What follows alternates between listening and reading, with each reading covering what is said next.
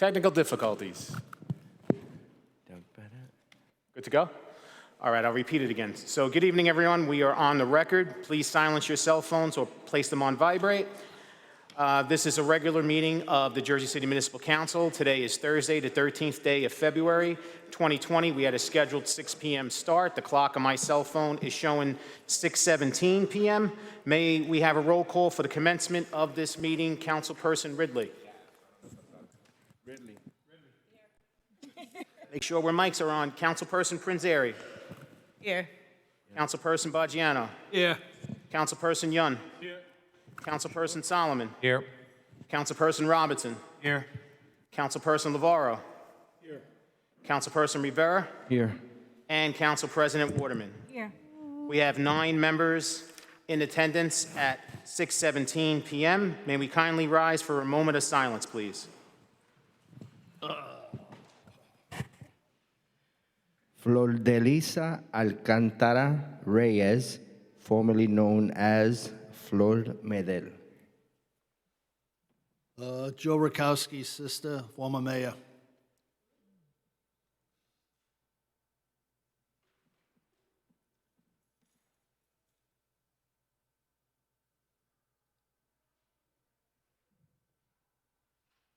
Thank you very much. Kindly remain standing as we salute the flag. I pledge allegiance to the flag of the United States of America and to the republic for which it stands, one nation, under God, indivisible, with liberty and justice for all. Thank you very much. On behalf of Council President Waterman, in accordance with New Jersey Public Laws of 1975, Chapter 231, the Open Public Meetings Act, also known as the Sunshine Law, adequate notice of this meeting has been provided by the posting on the bulletin board of the first floor of City Hall. The annual notice, which is the schedule of meetings and caucuses of the Municipal Council for the calendar year 2020, and filed in the office of the City Clerk on Wednesday, December 18, 2019. In addition, at its time of its preparation, the agenda of this meeting was similarly disseminated on Thursday, February 6, 2020 at 4 p.m. to the Municipal Council, Mayor, Business Administrator, Corporation Council, and the local newspapers, and posted on the city's website, so I can certify as to our total compliance with the Sunshine Law. Council members, I need a motion to add items 3.12, 10.74, 10.75, and 10.76. May I have a motion? Motion. Motion. Hold on, Sean. On 3.12, I don't think we should add it, and I'll explain why just briefly, if that's okay. This is the amendment for the, I believe, 109 Columbus property, unless I'm making a mistake, in the hotel use. And I'd spoken to applicant as well. Just 2 steps I think we need to do before we add it. The first is the neighborhood association hadn't been contacted. They have now been contacted, but I don't think we should rush them, right? There's no reason for us to say to the neighborhood association, you have to get us your feedback in a week. And then the second is we just, to Council Lavaro's point, want to get the abatement records from the previous 5-year abatement and make sure everything was complied with. It just makes sense to do those before bringing it back. So instead of adding 3.12, I would not include it in the motion.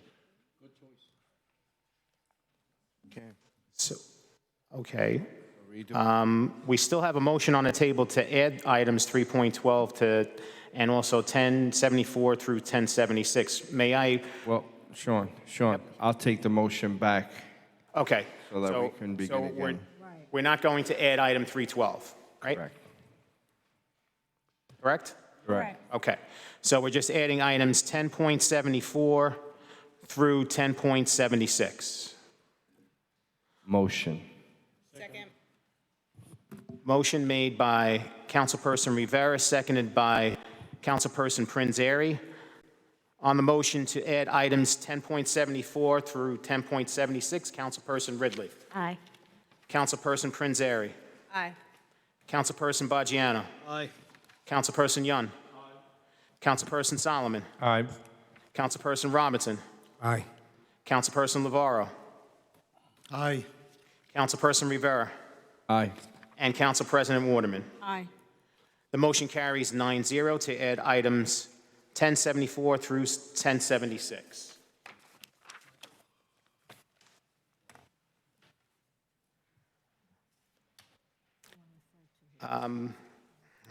Was that 74 through 76 or 74 through 76, that's correct. 73 also a late item?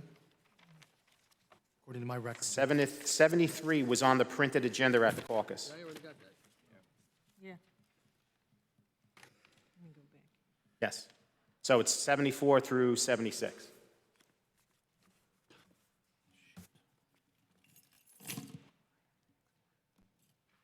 Yes, go ahead.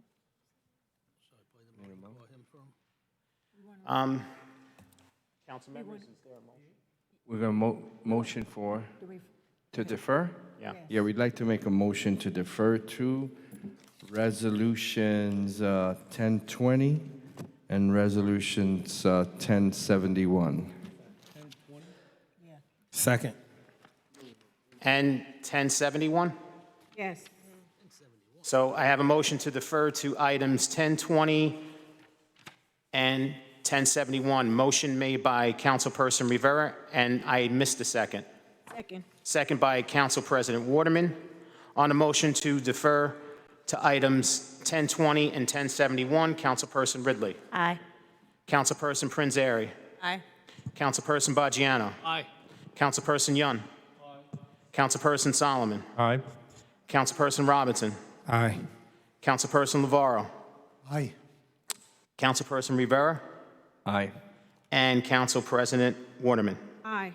Motion carries 9-0 to defer to items 1020 and 1071. We'll vote on them individually. Which one would you like to start with? We'll start with, do 1020? 1020. Okay. So at this point, before I take a vote on 1020, I'm going to let Amanda run the show for a second, and I'm going to step out just in case you guys need to say something negative towards me. No, I'm only kidding. I got a lot of negative to say. Practice. Let me practice my no.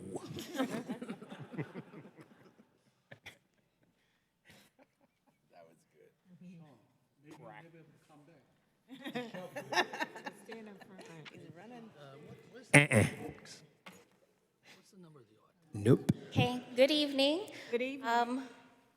I'd like to take the vote to adopt Resolution 1020, appointing Sean J. Gallagher as City Clerk of the City of Jersey City. Councilperson Ridley.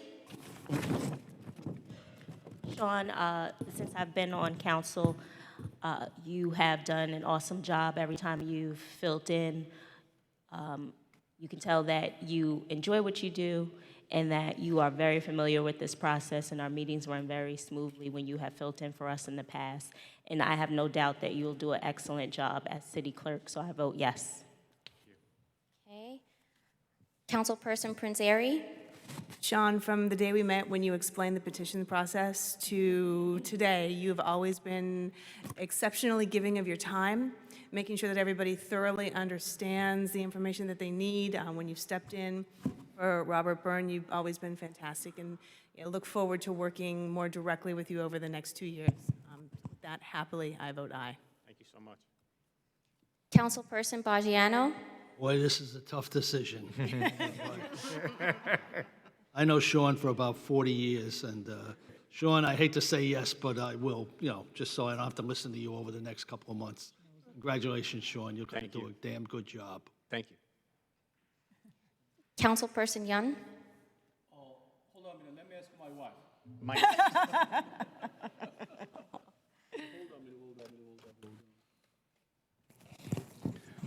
Sean, I just say that I'm going to ask my wife, but it's okay, I'm going to cut it out. Okay, Sean, I know that you're a very dedicated person to the city of Jersey City. I know that, you got the lots of, institutional knowledge for the city of Jersey City. I'm really appreciate to, serve the Jersey City, really. Lots of love. I'm going to vote for, I'm never going to say no. I'm going to vote for yes. Thank you.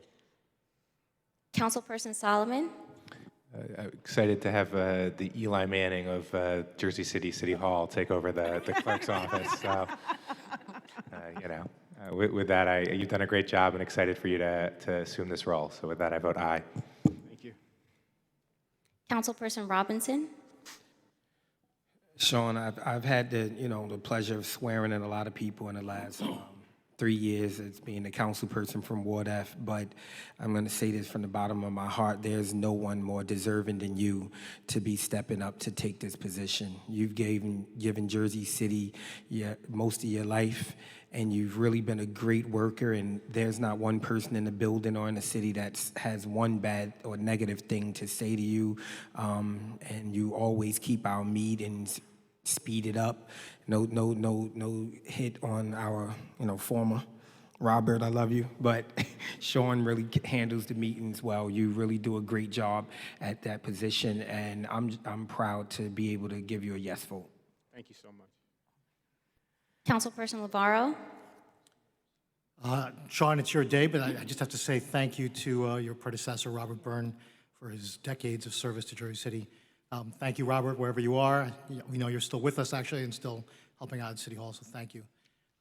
Turning to the man of the hour, and you look great tonight, by the way. Can I just say that? Number two is, very seriously, these positions and these appointments, the law suggests that they be Jersey City residents, although we can make exceptions. And I've said in the past for appointments as well in this regard that we'll make exceptions if the applicant is exceptional in many ways. We talked about it earlier. You told me at the caucus, 26 years in Jersey City living, and but your heart and your entire life has been dedicated to Jersey City here as the deputy city clerk. And so you are exceptional. And if anyone's worthy of kind of waiving that residency requirement, it's you. So we look forward to your long tenure here, and we know you're going to do a great job. And congratulations, I vote aye. Thank you so much. Councilperson Rivera. Sean, I'm telling you, you're an amazing guy. Jersey City is proud to have you in the administration. I mean, we really love you. I want to echo the sentiments of my colleague, Rolando Navarro, with respect to Robert Burns. He's dedicated 38 years to the city of Jersey City. And, the transition to you is going to be great. I mean, we enjoy having you. We enjoy having you direct these meetings with us. We have great laughs. Like Councilperson Solomon said, I'm sure you're going to paint your office blue, I guess. But we're looking forward to having a great time. I definitely vote aye. Thank you. Council President Waterman. First of all, I would just like to take this opportunity to thank Robert Byrne for his service to the city of Jersey City. Sean, I know you have great shoes to fulfill. Robert has always been a good teacher and mentor, but you have your own uniqueness, and you are very kind, and not only that, you're very, you have a way of solving problems. And I do appreciate that because I know me and you work close together, and you always have something positive to say. You come up with a solution, and then working in the city, that's what you need, people to come up with solutions so they can move the city forward. I'm confident that you're going to do a great job. I see your family here, and I know you take pride in your family because we had conversations, and you know how it is when family supports you. So I wish you well. I know you're going to do good, and I look forward to working with you and for you to be all that you can be. In any way I can give you support, I'm here to support you. May God bless you, and I vote aye. Thank you. Sean.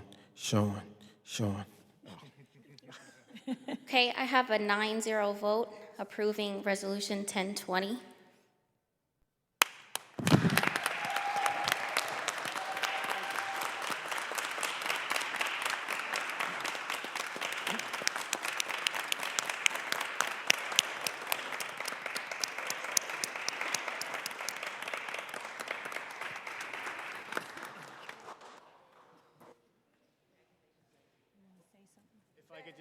Sean, you want to say Just say a few words. First and foremost, I'd like to thank my council members for those kind words. I definitely have really big shoes to fill. Robert Byrne. Without him, I wouldn't exist, to be honest with you, in the clerk's office. He taught me well. Worked with Robert for 22 years of my going on my 27th year with the city, and 22 years in the clerk's office, and it has been a learning experience. We learn something new every day. And without Robert, again, I wouldn't be looking to fill this position if it wasn't for him. So he gave me those aspirations to move up. And I appreciate Councilman Solomon's Eli Manning reference, but Eli is actually retired. So what I would like to do is maybe take on Daniel Jones's position, and also known as Danny Dimes. But to have Eli's success, I would love to do that. But I would love to thank, my wife Laura, my son Sean. Without my family, my family support means the world to me, and they're here, and it speaks volumes. My family who's no longer with us, my mom and dad, they'd be so proud, and especially my brother William, who actually started all of us in the Jersey City politics back in the 70s under Mayor Thomas F.X. Smith back in the day. So if it wasn't for those individuals, I wouldn't be standing here either. And to Councilperson Lavaro's reference to being a Jersey City resident, just to keep in mind that I did spend my first 26 years of my life in Jersey City, raising my son for 4 of those years in Jersey City. I love Jersey City. I did move, but I moved, in my opinion, what they call Jersey City South, which is Bayonne, New Jersey, okay? So, but 27 years of my life I dedicated to the city of Jersey City and to the Jersey City residents who are behind me tonight. And I tend to do a lot more and dedicate a lot more years as long as my family will allow me to. So from the bottom of my heart, I thank you all so much, and for giving me this little spotlight. I really appreciate it as well. It's not necessary, but I do appreciate it very much. And my staff, Amanda, especially you, and also the staff that I have downstairs, I'm looking forward to working with them. I have a great staff. I'm looking to put together a great team and to build that morale in my office, not only in my office, but to spread that morale throughout the city. So thank you guys so much, so very much.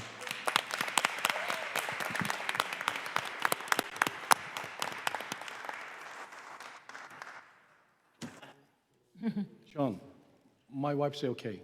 Now you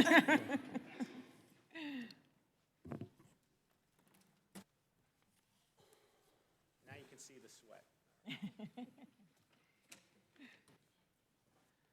And again, I forgot to thank, and I don't know how I did forget this, I would also like to thank Mayor Fulop for considering me for the appointment as well.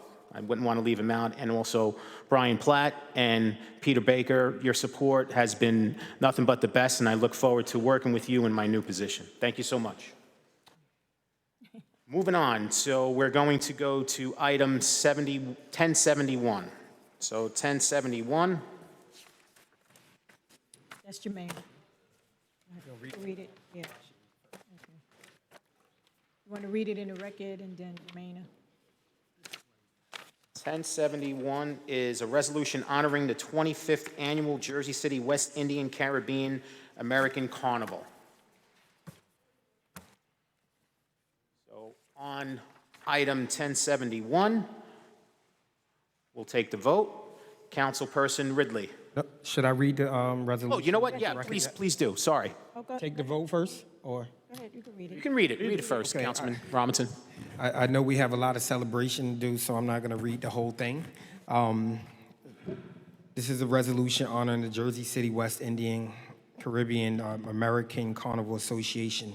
Whereas Jersey City is a diverse and exciting home to many national origins, the people of the West Indies and the Caribbean are thriving communities who have risen to levels of prominence and respect. Their contributions have made a great impact in education, fine arts, business, literature, journalism, sports, fashion, politics, government, the military, music, science, technology, and in other areas in the United States. The Jersey City Caribbean Carnival Parade shares with our city and friends the rich culture and vibrancy of the West Indies and the Caribbean, which adds to Jersey City tapestry of nations. And whereas the Jersey City West Indian Caribbean American Carnival Association, JCWICACAI, a nonprofit organization funded by Cheryl D.B. Murphy and Rosalind Waters Maxwell in 1996, is a grassroots community organization whose members are all volunteers representing business, government, private sector, and community leaders dedicated to improving the health, education, attainment, and cultural awareness of youth, adults, and families in New Jersey. Whereas the 25th Annual Jersey City West Indian Caribbean American celebrates, fosters, and promotes a greater understanding of West Indian and Caribbean cultures to a wider audience. Cheryl and family, I just want to say thank you very, very much for all you do and all you bring to the community here in Jersey City. Thank you. Okay, so to take the vote on Resolution 10.71, Councilperson Ridley. Cheryl, you have been doing this a long time, and you're the best at it. And we appreciate all that you do here for the Caribbean community and for the residents of Jersey City. I vote aye. Councilperson Prinzary. Cheryl, I just want to thank you and your family for all that you do throughout the year to support the Caribbean members of Jersey City and the greater New Jersey area. So as a former Grand Marshal, I look forward to celebrating with you again this year on your 25th anniversary. I vote aye. Awesome. Thank you. Thank you. Councilperson Baggiano. Cheryl, I've known you and your son. Oops, I gotta put this on. Michael turned it off. Cheryl, I've known you and your son for many years. You were a lot younger when I first met you, and I just want to congratulate you, and you do a fantastic job, Cheryl. I vote yes. Thank you. Councilperson Yun. I vote for aye. Congratulations. I know that you are one of the greatest community leaders in Jersey City. Thank you. Thank you for your great work. Councilperson Solomon. It was wonderful to march in the parade last year with you and be a Grand Marshal, and you do wonderful work for the city of Jersey City. So congratulations, and I proudly vote aye. Thank you. Councilperson Robinson. 25 and counting. Yes. You know, I'm excited to, see the future of the organization and everything that you do and bring to the city. Again, I just say thank you, you and your entire family and staff, because I know it takes a village to put on a parade and something that big and a lot of money. and the fundraising, I think, starts last week. I missed it, but, I'm there for you guys. I vote aye. Thank you. Councilperson LeVara.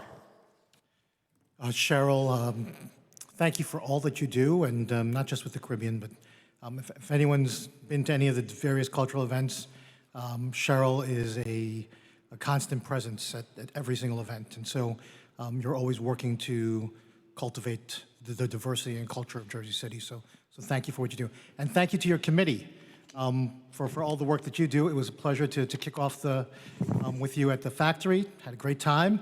I'm looking forward to celebrating Carnival, the 25th anniversary, and marching this year. And I'm looking forward to your continued success and continued growth here in Jersey City, and keep up the great work. I vote aye. Thank you. Councilperson Rivera. Cheryl, you always do an amazing job. That parade is spectacular, and you really know how to bring out that spectrum of diversity in our Caribbean islands. I mean, you do a really, really great job. And I love, of course, I love parades and all that music stuff. But without a doubt, I vote aye. Keep up the great job, you and your committee. And Council President Waterman. Cheryl, and to the committee, 25 years. That's a sign of commitment and not giving up. I know sometimes we can get weary in well-doing, but every year Cheryl is here making sure that this parade and that culture is noticed. And for that, I commend you, because so often we get weary, we get tired, but you've been faithful. And not only that, I know you drag your son everywhere you go. But that's a good mom. That's a good mom, showing him the way. So congratulations on 25 years, and I wish you 25 more. God bless you. I vote aye. City Resolution 10.71 is approved unanimously, 9-0.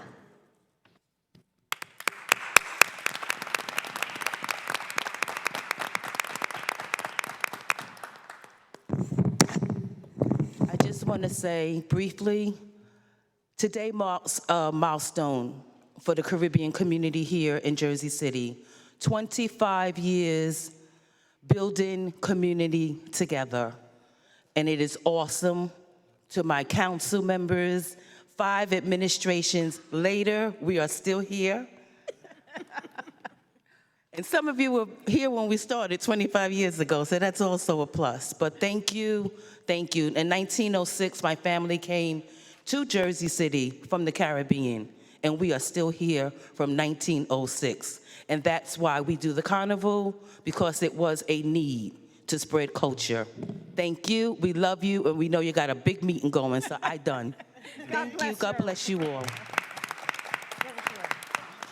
Okay, you want to take a picture, Cheryl?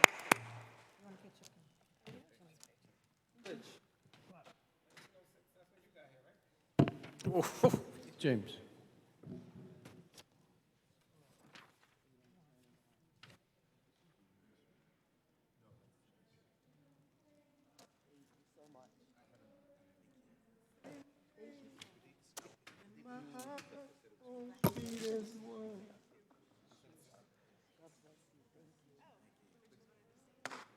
He's singing to me. No. Thank you. Karaoke council. Hey, thank you. Jersey City Cop Kid.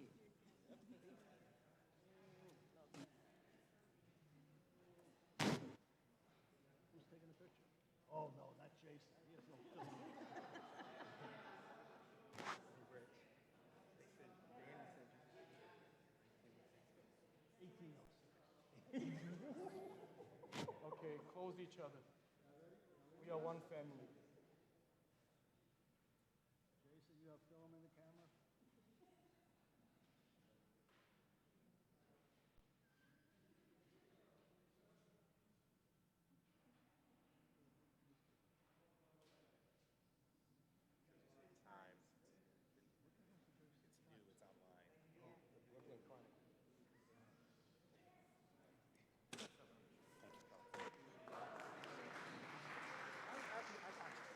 Yep, next week we go to.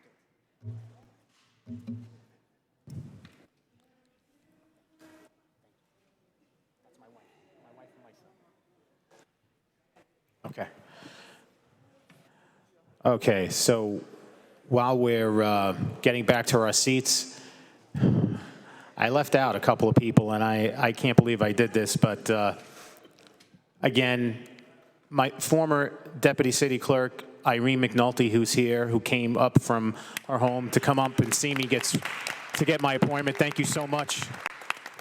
And also, Irene's sister, Barbara DeAugusta, who was also a former Deputy City Clerk, she is the main reason why I transferred into the clerk's office. Back in 1997, she talked me into transferring in, and she had to talk me into it, believe it or not.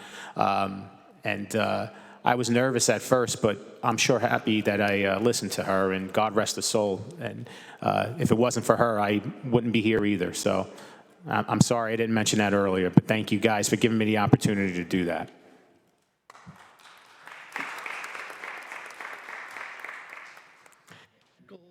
So Amanda, you're going to take the rest of the meeting over so I can go out and celebrate, or am I supposed to just, okay, no, okay. We have a motion to adjourn? Or, okay, no. All right, so on to our regular scheduled portion of the meeting. I believe City Ordinance 3.1, item 3.1, City Ordinance 20-010. Is that the ordinance that needs an adjustment? Yes. We made the adjustments, although there are some formatting issues that for some reason are unresolved, which we can make after the fact. But nothing in the title is changing, correct? The title has not changed, no, and the changes that we made were to establish an effective date of March 31st, 2020. We clarified that the type of security cameras are high-definition security cameras, and I think that was it. As per the request of Councilman Young of the caucus. Okay. So if I can be allowed to read them into the record, so item... Excuse me, one second. Yep. Council President, can I ask? So for the administration, just a question on 3.3. The Friends of Liberty State Park reached out and they said they had some concerns on 3.3. And, we can introduce and go to second reading, but my thought would be to withdraw now and try to at least at a minimum address those concerns before it comes to a second reading. But that's my recommendation, but... I'll defer to council what they want to do here. If you want to introduce and if we have to withdraw later, we can, or defeat it later, or withdraw now, either way. Okay, and that we're re-advertise? Okay, that's fine on my end. I just wanted to make sure that was on the record as we're introducing. I know that our offices only received this notice maybe today, so I'm not sure they've really read it through yet. So you talk about 3.3, right? Yes. Okay. So are we withdrawing that? No, we're going to introduce, but... Keep it on, okay. We are going to withdraw 3.11, which is the food truck vendor legislation. We have a lot of discrepancies over what there's no consensus on the council side as to what we want the fees to be. We still want to make some changes to some of the space locations. The Exchange Place SID also has a meeting on Tuesday where they want to confirm and adjust as well. So there are enough changes here where we think it's best to withdraw that it's going to be substantial changes anyway. That being said, though, I do want to note that we are going to, if it's okay with council, to begin the process of putting out the application for food trucks to get that process moving so they have time to apply and so we can start thinking about who's on the list there while we continue to make changes to the ordinance with an anticipated start date of April 1st either way. Yes, Just don't want to have a small window of time for when the ordinance passes to when April 1st comes. Okay, and when we discussed the council caucus meeting, business administrator, I think, the business administrator Jersey City actually so many divisions under him, and he got so many things to take care of citywide.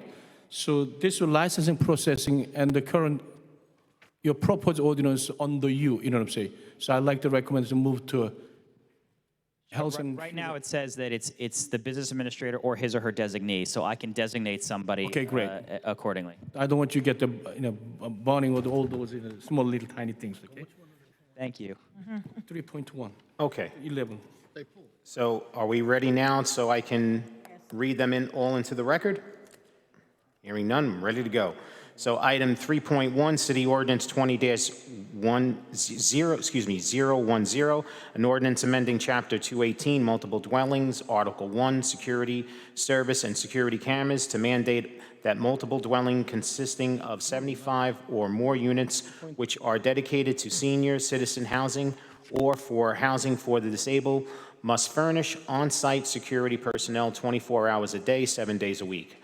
Item 3.2, City Ordinance 20-013, an ordinance authorizing imposition of a deed notice on property known as Block 11603, Lot 41, also known as First Street Park, that is owned by the A Condominium Association and dedicated to the City of Jersey City by deed of easement as a public park. Item 3.3, City Ordinance 20-014, an ordinance of the Municipal Council of the City of Jersey City adopting amendments to the land use map of the Liberty Harbor North redevelopment plan, Liberty Harbor redevelopment plan. Item 3.4, City Ordinance 20-015, an ordinance of the Municipal Council of the City of Jersey City adopting amendments to create the sewer easement heights bonus in the Morris Canal redevelopment plan. Item 3.5, City Ordinance 20-016, an ordinance supplementing Chapter 332, Vehicles and Traffic, Article 3, Parking, Standing, and Stopping, Sections 332-26, No Stopping or Standing Certain Hours, repealing no stopping or standing on the north side of First Street at no stopping and standing on the north side of First Street at 4 electric charging stations. Item 3.6, City Ordinance 20-017, an ordinance supplementing Chapter 332, Vehicles and Traffic, Article 8, Permit Parking, amending Section 332-58, Parking Restrictions in Residential Zones, extending Zone 10, Residential Permit Parking to include Bergen Avenue, Fulton Avenue, Bergen Avenue, Fulton Avenue to Stegman Street, and Van Cliff Street, and Fulton Avenue to Dwight Street. Item 3.7, City Ordinance 20-018, an ordinance amending Chapter A 350, Council Rules of Order, Article 18, Manner of Addressing Council of the Jersey City Code, number 1, to impose a 3-minute limitation on all members of the public wishing to speak both during second reading ordinances and during the public speaking portion of the meeting.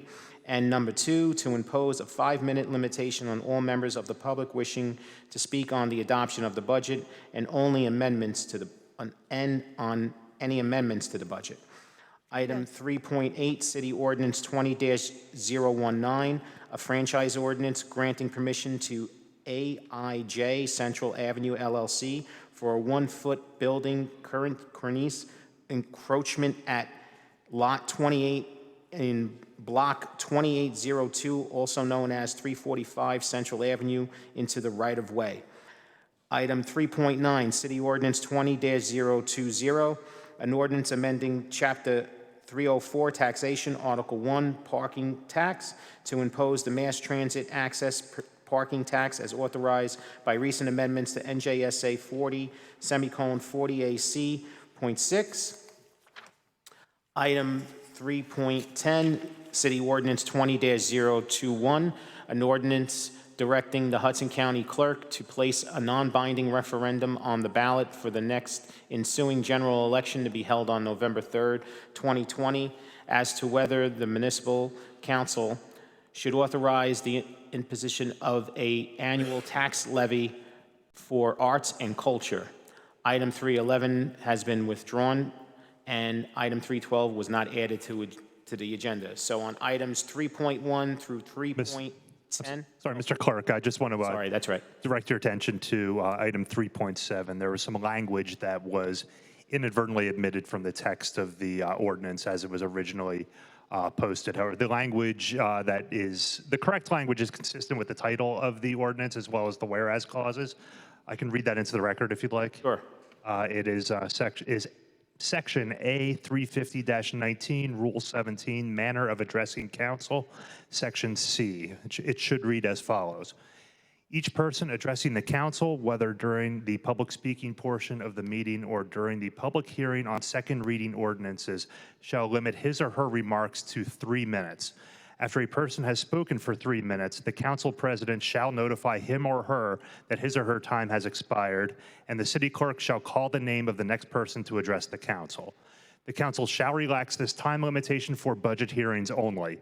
Those citizens wishing to address the council on the adoption of the budget or any amendments to the budget shall be permitted to speak for up to 5 minutes. So the only change is that is occurring is actually in the body of the ordinance. The title has not changed. That's correct. Excellent. So you'll have a new ordinance for me up online so we can republish the agenda. So the ordinance is reflected with the changes. Correct. Excellent. So on items 3.1 through 3.10, Councilmember Ridley. Aye for introduction. Councilperson Prinzary. Aye for introduction. Councilperson Baggiano. I'm going to abstain on 3.4. I'm going to say no on 3.7. And I'm going to say no on 3.10. I know they're going to pass it. Let the people of the city of Jersey City decide this. We have enough taxes here in Jersey City. Okay. Thank you. Councilperson Yun. 3.4, I'm going to abstain 3.4. I'm going to no for 3.7. Rest of I vote for aye. Okay. Councilperson Solomon. Very briefly, for the business administrator, on 3.2, can we ask Director Weller to kind of give us a quick memo before second reading, just to clarify what's going on with that? Unless he did and I missed it. Hello. That was in my email yesterday to the council. Okay, It should be in great, there, I'll but- find it. I missed Yeah. it. If you have any questions, let me know. Perfect, thank you. And then, say 3.3, obviously, we're going to talk to the Friends of Liberty State Park and hopefully sort of figure out what's going on before final adoption on that. And then 3.7, as we discussed in caucus, I guess you got a lot of departments researching exactly how the existing rules apply to second reading ordinances. So before second reading, awaiting that memo. So with that, I'll vote aye for introduction for all. Okay, thank you. Councilperson Robinson. Yeah, 3.3, we just want to make sure that we're working with the Friends of Liberty State Park to do the right thing by not only, Liberty State Park, but the city as well. 3.6, residential zone parking number 10. I know we still have some more work to do. I've been meeting with residents individually, and I know we have some more work to do, but the neighbors are still, pressing to get this done. They've been, waiting for this for a few years. They've been working on it, I think, for about 3 years. So I'm gonna make sure we move forward with that, but we also, keep working with the neighbors to get it done right. And everything, aye for introduction. Thank you. Councilperson Lavaro. A couple of questions before I cast my vote. So just on 3.1, Councilman Yun, and maybe to the administration as well, this does apply to all Jersey City housing authorities, senior buildings, and has there been conversations about the housing authority's ability or capacity or financial capacity to be able to afford the requirement? Yeah, it's my understanding that the arrangement as it's written now does take that into consideration. Councilman, you had more specific conversations with Director Brady Phillips on this, but the director of JCHA has said to me that this is okay, assuming this is the version that she's reviewed. Yeah, we had a meeting with the Housing Authority, and we had a meeting with a couple of, what do they call it, the representative with the senior housing. This is the way we can protect a senior housing and the disabled housing for their safety issue. It's a very good one. I think it's a great one. I think it's very good. But I'm just asking about the What do you want to know? practical, are they able to pay for these? Oh, okay, first thing is that senior housing actually has nothing to do with the rent, because the senior housing actually reimbursed by the rent difference, by federal government. So it's not going to impact any monthly payment to rent payment for the senior and the disabled house too. So just we talk about that the operator, they just bring out another expensive, but it doesn't hurt that any senior. In other words, they're going to have already less profit. They're just going to take less profit. Yeah, but we want to make sure our So I don't, with all due respect, and I do support this, so I'm going to vote yes ultimately to advance this. But I don't think that and I'm going to sound like a broken record here throughout the night, I think, but no developer is going to take less profit, moving forward, right? So we have to find a way to make sure that we finance this.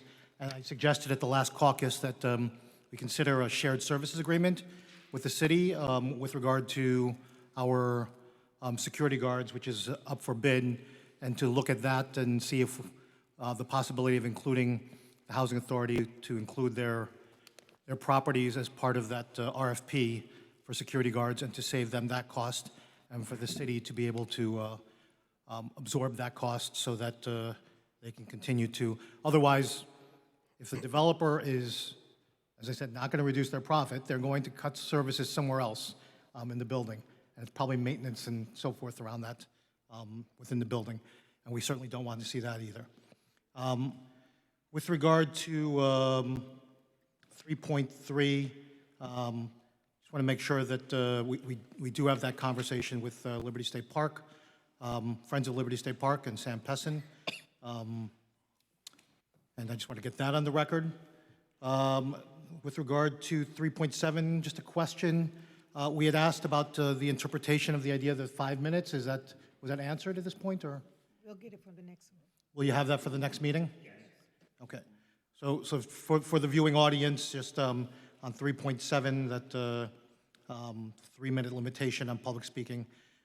There was a conversation in the caucus about the idea that the current 5-minute limitation that applies, that it in fact can be extended to second reading ordinances and not just public speaking, according to the language of the law that's in there today. And so I'm going to ask for the law department to provide us an official legal interpretation and memo clarifying that, because we do have one from 2017 from one of your former attorneys who suggested that that was the case. On 3.9, and going back again to, this is going to be a common theme for me, this is the parking tax. And so it's been proposed that this parking tax would extend, the mayor wants to see a light rail built going towards the Holland Gardens area over there. A question for you before I proceed. In terms of eligible costs and allowable costs around this, I'm curious if school transportation costs would be eligible as part of this parking tax, as being able to use the funds from that parking tax towards that purpose. If I could get an official interpretation on that. And for obvious reasons, for those who don't know, we have a school funding crisis, and so the opportunity to be able to offset some of their costs through other revenue sources, and if this could be one of those opportunities, then we'd like to do that. That being said, if it should turn out that that's not the case, I would hope we would also explore other options. I had just kind of tossed out the idea that, Council President Ridley, that might be of interest to you as well, that I know there's been talk of like a interest for residents to have some sort of pedestrian walkway across Route 440, something like that, right? So maybe that's a possibility or an option, and not necessarily just funding the light rail down at that area near the Holland Tunnel. That being said, that area around the Holland Tunnel, it's anticipated that there'll be thousands and thousands of units, I don't know the exact number, that are either currently authorized or approved, or that there are potential opportunities and development rights to do that. Over 10,000, if I recall correctly. In contrast to the Bayfront development, which this council authorized, and we approved a bond to acquire the property there, spending over $100 million to acquire that property. We did that with the intention of, because if there was going to be a light rail station, the idea that there would be 35% affordable housing. And I'm going to be a broken record on this because we have an affordable housing crisis here in Jersey City. Fully 70% of our rent population here in Jersey City are renters, and nearly 50% of them are cost burdened, meaning they can't afford to continue to pay the housing costs here in Jersey City. And I, for one, will not, while we'll get the money for the parking tax, I, for one, and I'll ask all my council people here as well, to not authorize funding a light rail station for luxury development and for the very wealthy. We need to start taking care of the working families of Jersey City and the middle-class families of Jersey City, and making sure that these funds and resources go to those towards projects that lift up and empower our communities in a fastly gentrifying city. And then on 3.10, I had some questions on that. And do we have any responses on that? And so I'd asked about whether the art tax could be, I see you're taking notes, but I guess nobody's been looking into it at this point. Is that? I asked a question at the caucus. So the question was that whether seniors and veterans who receive rebates, whether they could be exempted from that. I'm going to extend that even further to ask if, based on, if they could either exempt them or if we could even vary the rate, right? So what is it, 2% is the allowable amount here? So if we could even vary the rate so that, I don't know, if we're saying 0.5% for the rest of the population, for seniors and veterans, maybe it's 0.25%, if that's legally permissible under the law. I'll also add this, if we can look into, depending on the value of the properties, whether we can vary the rates so that multi-million-dollar homes, maybe we charge the full 2% on that, and for property values of lesser value, around 250,000 to 300,000 because there's nothing else below that in Jersey City anymore at all, that maybe we charge either exempting them or even lower rates than that to much lower rates than that, not just for the art tax, but maybe for the open space trust fund and other taxes like that, so that we can have some equity with regard to some of our taxation here. So I'd like to get an opinion on that, a legal opinion on both of those. So with that, and then, I'm sorry, last thing I'm going to say, let me go back to 3.4. If I can have the developer and any of the parties involved there to speak. Obviously, my colleagues, some of them abstained and had some questions here. I want to make sure that I'm fully informed as to what's transpiring here with regard to 3.4 and make sure I'm not missing anything there. I'm going to vote aye for introduction on all. That being said, thank you. Okay. Councilperson Rivera. Aye for introduction. And Council President Waterman. Aye for introduction. Okay, let me recap. So items 3.1 through 3.3 are introduced 9-0. Item 3.4 is introduced 7-0-2 with council members Baggiano and Yun abstaining. Item 3.5 through 3.6 is introduced 9-0. Item 3.7 is introduced 6-2 with council members Baggiano and Young voting no. Item 3.8 through 3.9 are approved, introduced 9-0. Item 3.10 is introduced 8-1 with councilperson Baggiano voting no. Alrighty, on to our second reading ordinance. Item 4.1, City Ordinance 20-006, an ordinance supplementing Chapter 332, Vehicles and Traffic, Article 2, Traffic Regulations, Section 332.8, prohibiting the right turn at the red signal eastbound Columbus Drive to southbound Brunswick Street, school days 8 a.m. to 4 p.m. This is a public hearing on this ordinance. Any member of the public wishing to be heard? Motion. Second. Motion made by Councilperson Rivera, seconded by Councilperson Prinzary to close the public hearing on City Ordinance 20-006. Councilperson Ridley. Aye. Councilperson Prinzary. Aye. Councilperson Baggiano. Councilperson Yun. Councilperson Solomon. Aye. Councilperson Robertson. Aye. Councilperson Lavarro. Aye. Councilperson Rivera. Aye. And Council President Waterman. Aye. To close the public hearing, motion carries 9-0. For final consideration and adoption of City Ordinance 20-006, Councilperson Ridley. Aye. Councilperson Prinzary. Aye. Councilperson Baggiano. Aye. Councilperson Yun. Aye. Councilperson Solomon. Aye. Councilperson Robertson. Aye. Councilperson Lavarro. Aye. Councilperson Rivera. Aye. And Council President Waterman. Aye. City Ordinance 20-006 is unanimously approved, 9-0. On to our next second reading ordinance, item 4.2, City Ordinance 20-007, an ordinance supplementing Chapter 332, Vehicles and Traffic, Article 2, Traffic Regulations, amending Section 332-9, stop intersections, designating Water Street and Fifth Street as a stop intersection, stopping Water Street. This is a public hearing on this ordinance. Any member of the public wishing to be heard? Motion. Second. Oh, they're not. Motion made by Councilperson Solomon, seconded by Councilperson Prinzary to close the public hearing. Councilperson Ridley. Aye. Councilperson Prinzary. Aye. Councilperson Baggiano. Aye. Councilperson Yun.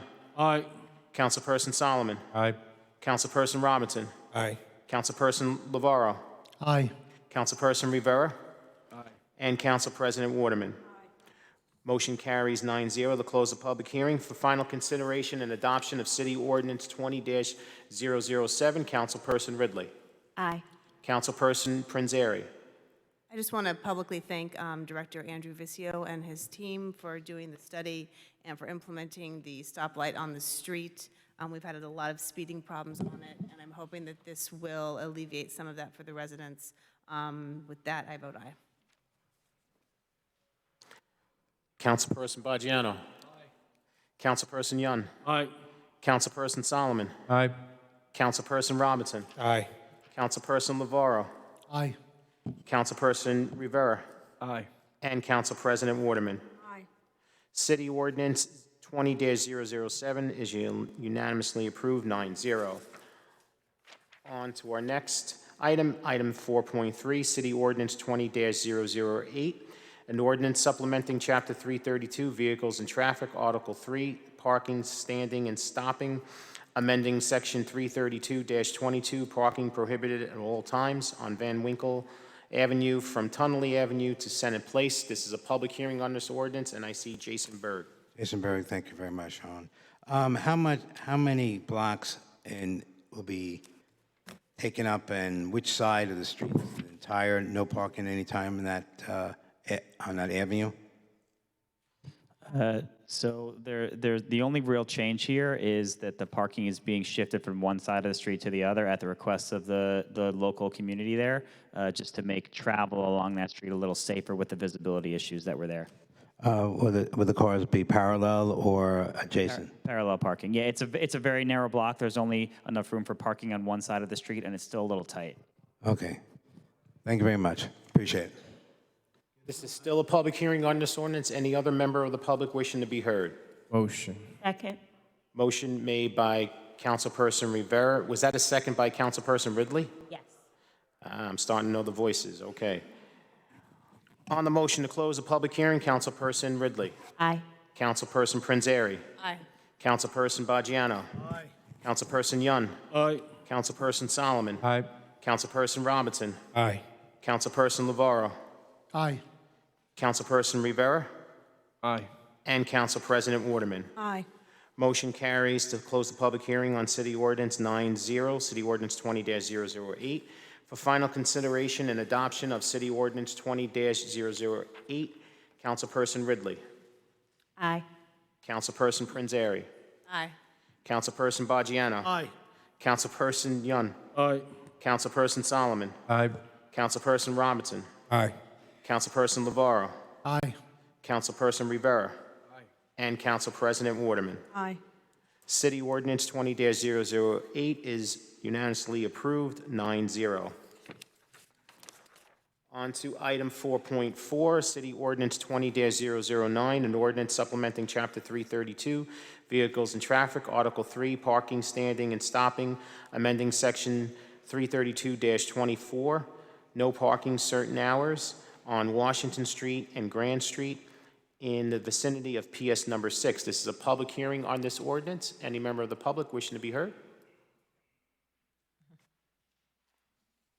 I can speak now and still during public comment, right? If I'm not Yeah, if you could just raise the mic towards you. Yeah, Sure. if you're speaking specifically on this ordinance. speaking on this ordinance, yeah. Yeah, that's the time to do this, but if your name is still on the list, you'll be called.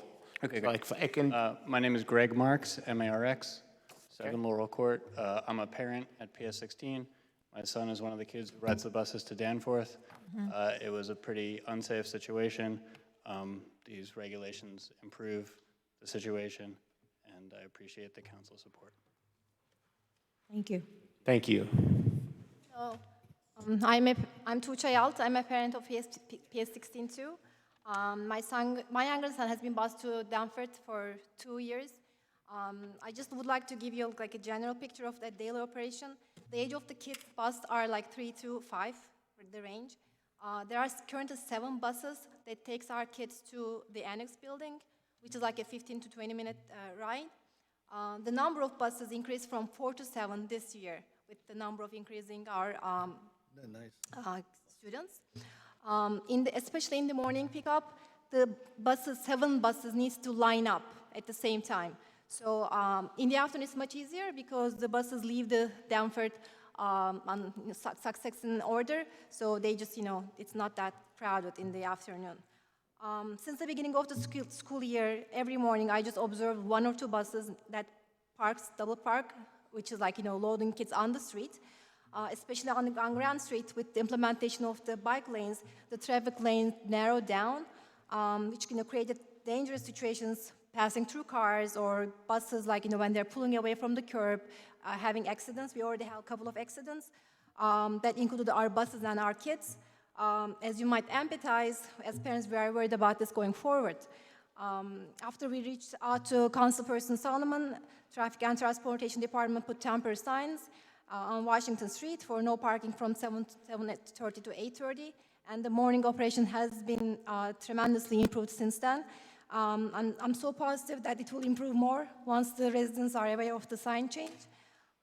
And I would like very much of your support in favor of this ordinance to pass, so that we can create a safer operation for our buses and a safer environment for our kids. Thank you. Before you go, can I just have your name? Difficult. So I'll You know what? If you come over and just give it to the young lady here, Amanda, she'll take it for you. Thank you. Next speaker. Good evening, council members. My name is Karthi. I'm a parent at PS 16 and a 16-year resident of Jersey City. Just to go off of what Tucci just said, nearly 200 3 to 5-year-old children with their parents and sometimes their siblings arrive outside the school and have to take this bus within a 20-minute window, drive to Danforth, have a school day, and return and have the same process. So we're nearly talking about 200 children with their parents, sometimes their siblings as well. It's incredibly important that these children have a safe environment where they can board and get off the buses. And also important that these parents know exactly where they're dropping their children off so they can leave their children and then get on with their day.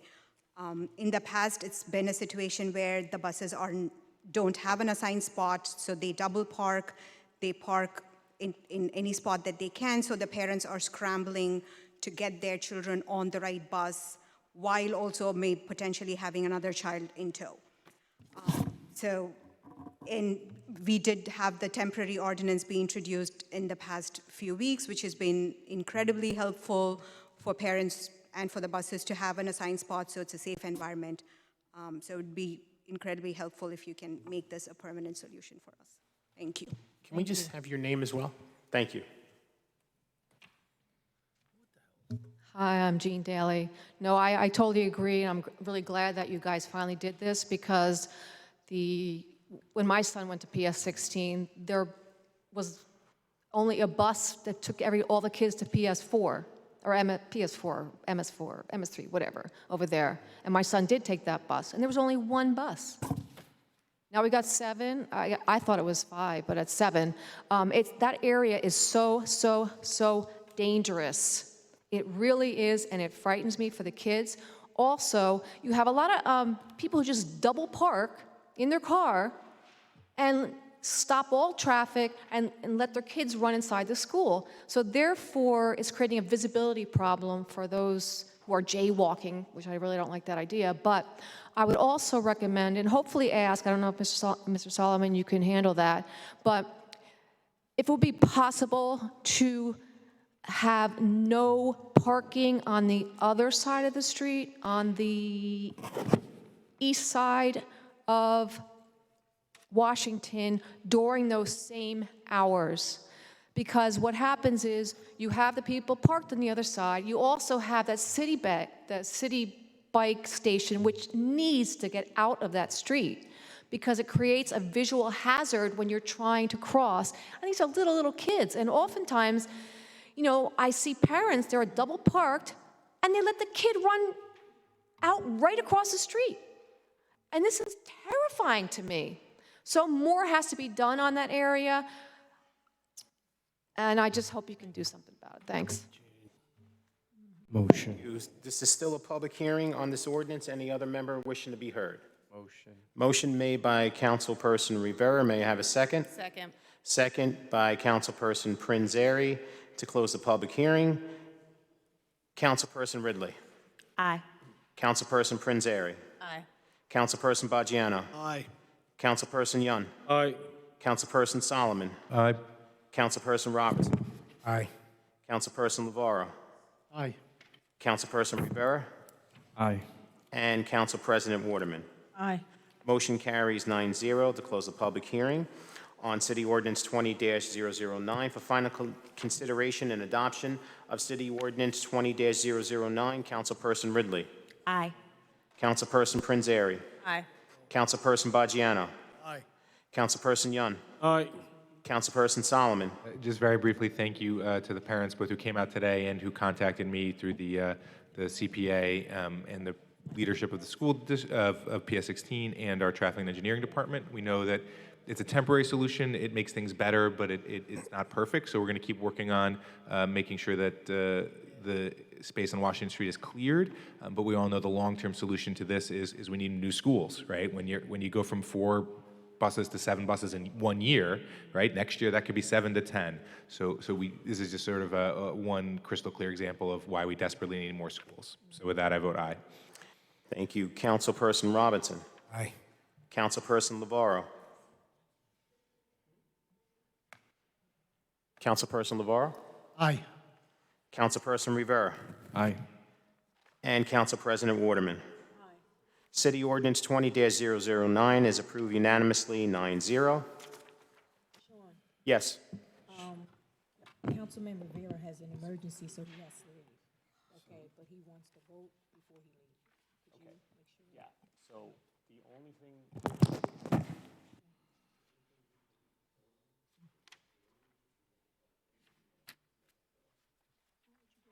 I just go. You just go. I just take off. Okay, because he has an emergency. Okay. Okay. Yeah. Okay. So, go ahead.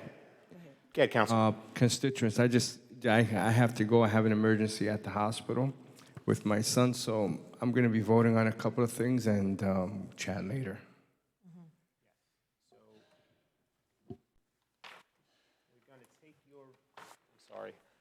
We're going to take your vote on claims and addendum number 1.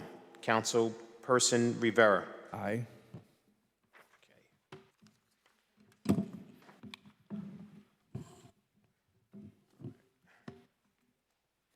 And on, you just got to bear with me, okay? Sorry about that. That's okay.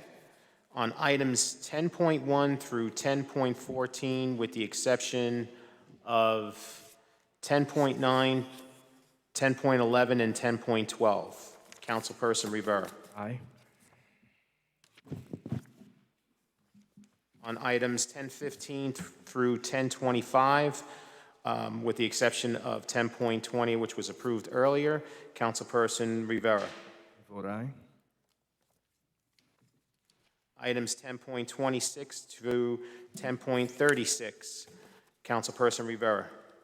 Vote aye.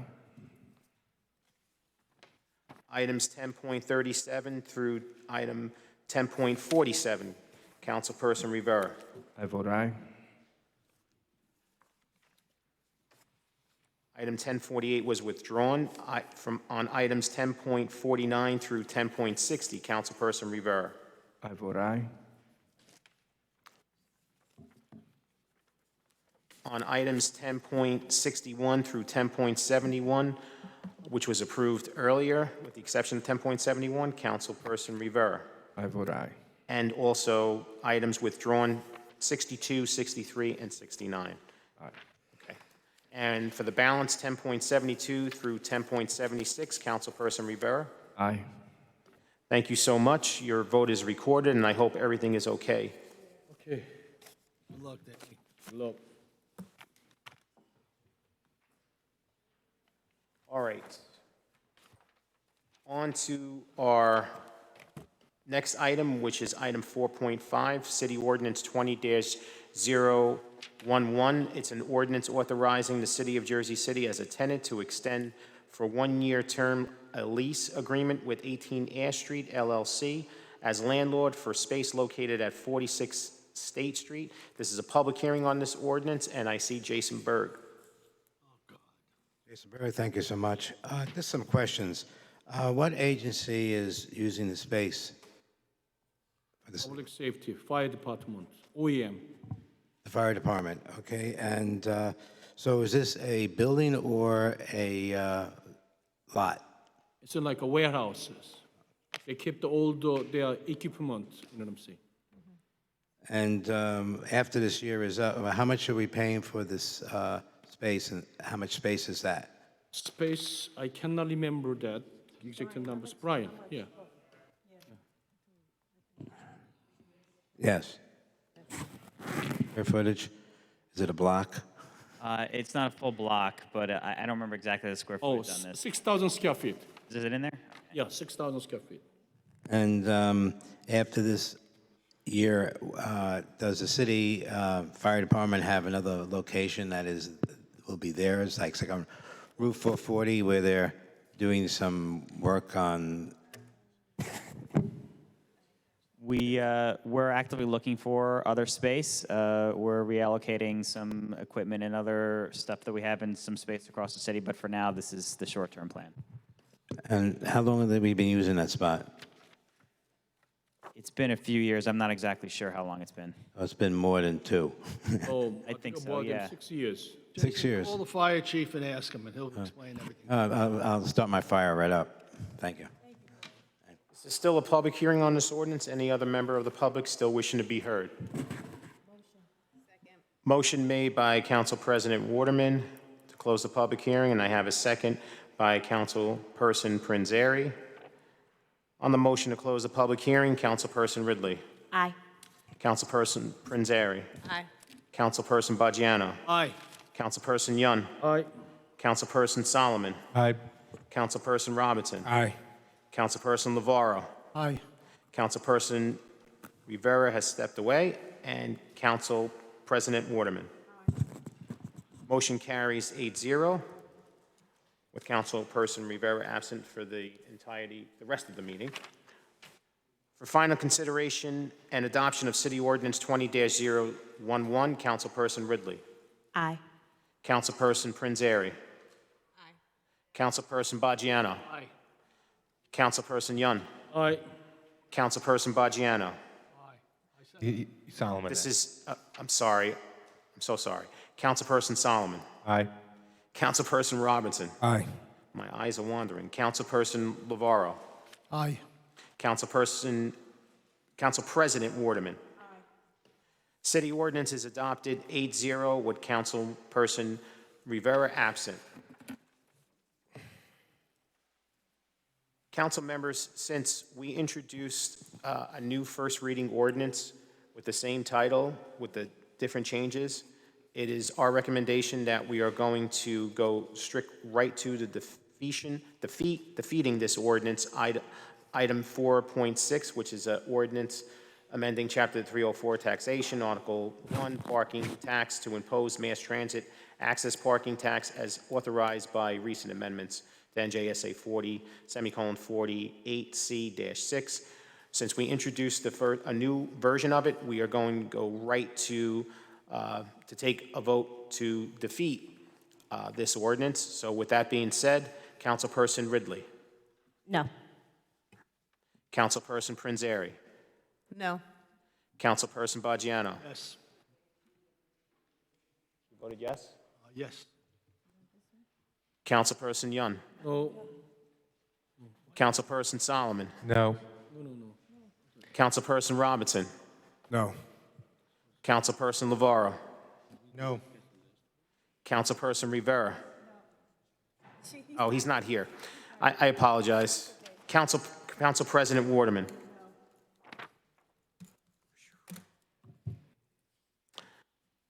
City Ordinance 20-012 is defeated 1-8 with Councilperson Rivera absent and Councilperson Baggiano voting yes. Before we move on to our public speaking portion of the meeting, I believe there was an intention by Councilperson Solomon to remove item 11.12 from the tabled agenda. Yes, that's correct. Thank you, Sean. You reminded me. So I'm going to make a motion to remove 11.12. Is that correct, Sean? 11.12. So I want to 11.12 from the tabled agenda. Second. second by Councilperson Prinzary.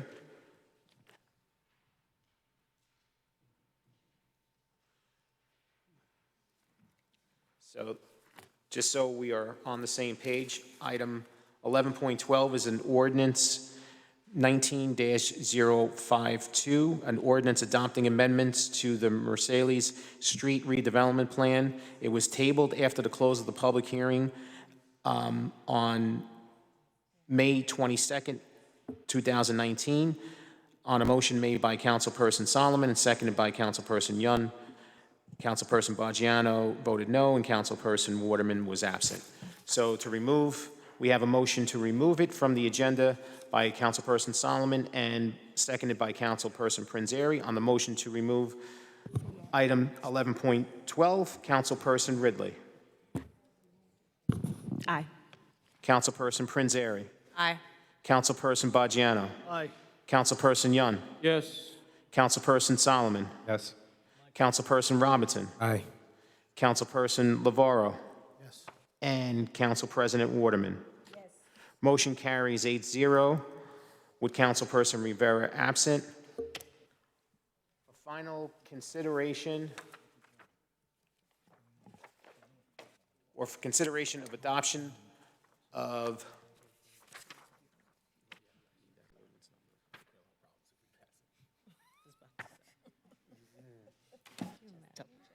Ordinance 19-052. Councilperson Ridley. No. Councilperson Prinzary. No. Councilperson Baggiano. No. Councilperson Yun. No. Councilperson Solomon. By brief explanation, we had discussed this in April. We had tabled it to get significant community feedback. The feedback that came back was largely negative. Folks didn't like the plan, so we had kept it on the tabled agenda since then. However, there's a request from folks in the community to just remove it and defeat it, and we have no problem with that. So with that, I vote no. Councilperson Robinson. No. Councilperson Lavaro. No. And Council President Waterman. No. City Ordinance 19-052 is defeated 0-8 with Councilperson Rivera absent. Okay, on to our public speaking portion of the meeting. Vern had to leave, but she did leave me with handouts, which I'll hand out a little later to the council members. And the next speaker is Gene Daly.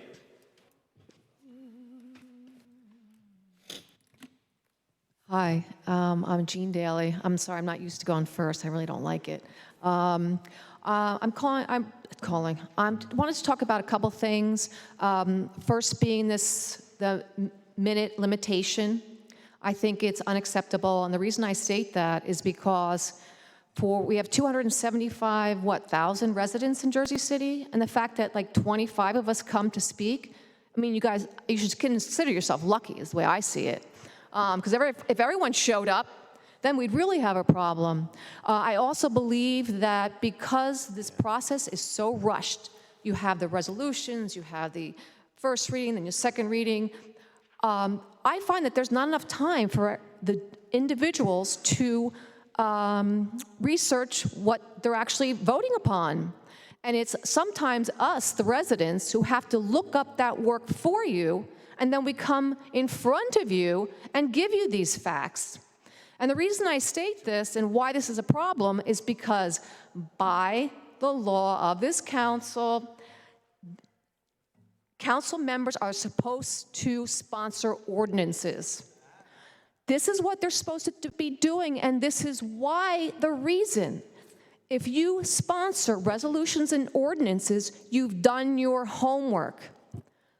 You are responsible for the facts. We go to you directly if we have questions, and it is your job to research all of it, because if you're going to put your name on it, I promise you've done your homework. And if not, we'll get you for negligence. The point being is there is accountability here. And the reason we need this 5 minutes is because you are not following the council rules. By law, council members have to sponsor anything that's voted upon, which means ordinances and resolutions. By doing this, Each one will be responsible for getting these facts straight. Once we get to that, and I think, okay, then maybe consider the 3-minute limit. But until then, not a chance. Because there's not enough time for everyone to do their jobs. And like, why are we as citizens or residents sit there and look up this information ourselves? Why am I looking up lot and block numbers? Why am I looking up this and that? Because I know no one's looked at it. This is supposed to be your job. Like I said, there's supposed to be separation between the 3 branches of government. You have executive, full of plat, whatever, and then you guys are legislative. This is your job. You don't have a president who sponsors a bill, do you? No. You have members of the legislature. That's why you do it, so there is accountability, so we know what the heck is going on. This process must be slowed down. Limiting people to speak for 3 minutes is not going to help. I know you're sick of me after speaking for 3 minutes, but the point is, nobody here seems to listen. No one seems to give a flying. Jean? Yes, forgive me, but I get very angry. I get very angry because you guys are not doing your job, you're not following the rules, and this is a shame. And then you're going to pin it on us and blame us for speaking for 5 minutes? That is unfair. Do your job and do it right. Also, I would like to agree with Mr. Lavaro about the fact of this trying to put a light rail in the Holland Gardens. I knew that was going to happen. Because once you get it developed in there, you know it was all pre-planned, it was all synced together. There's going to be a deal coming on with, all these big developers tossing money left, right, and center to who's campaign for re-election, and they're going to get a gosh darn personal light rail for the super rich. It belongs in Bayside because that is an outpost like in Siberia. These rich people do not need any more. They are sucking resources from our city, and I'm tired of it.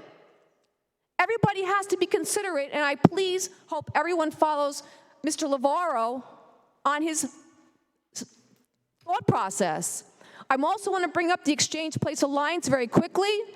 They by law have to permit videotaping. I have been harassed.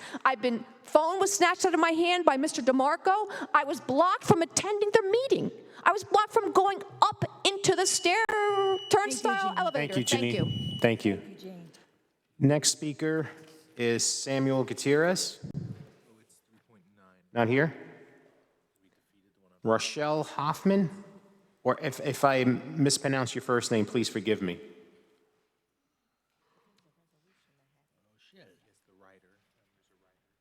Is it Rochelle? It's Rochelle. Oh, I did do it right. Okay, thank you.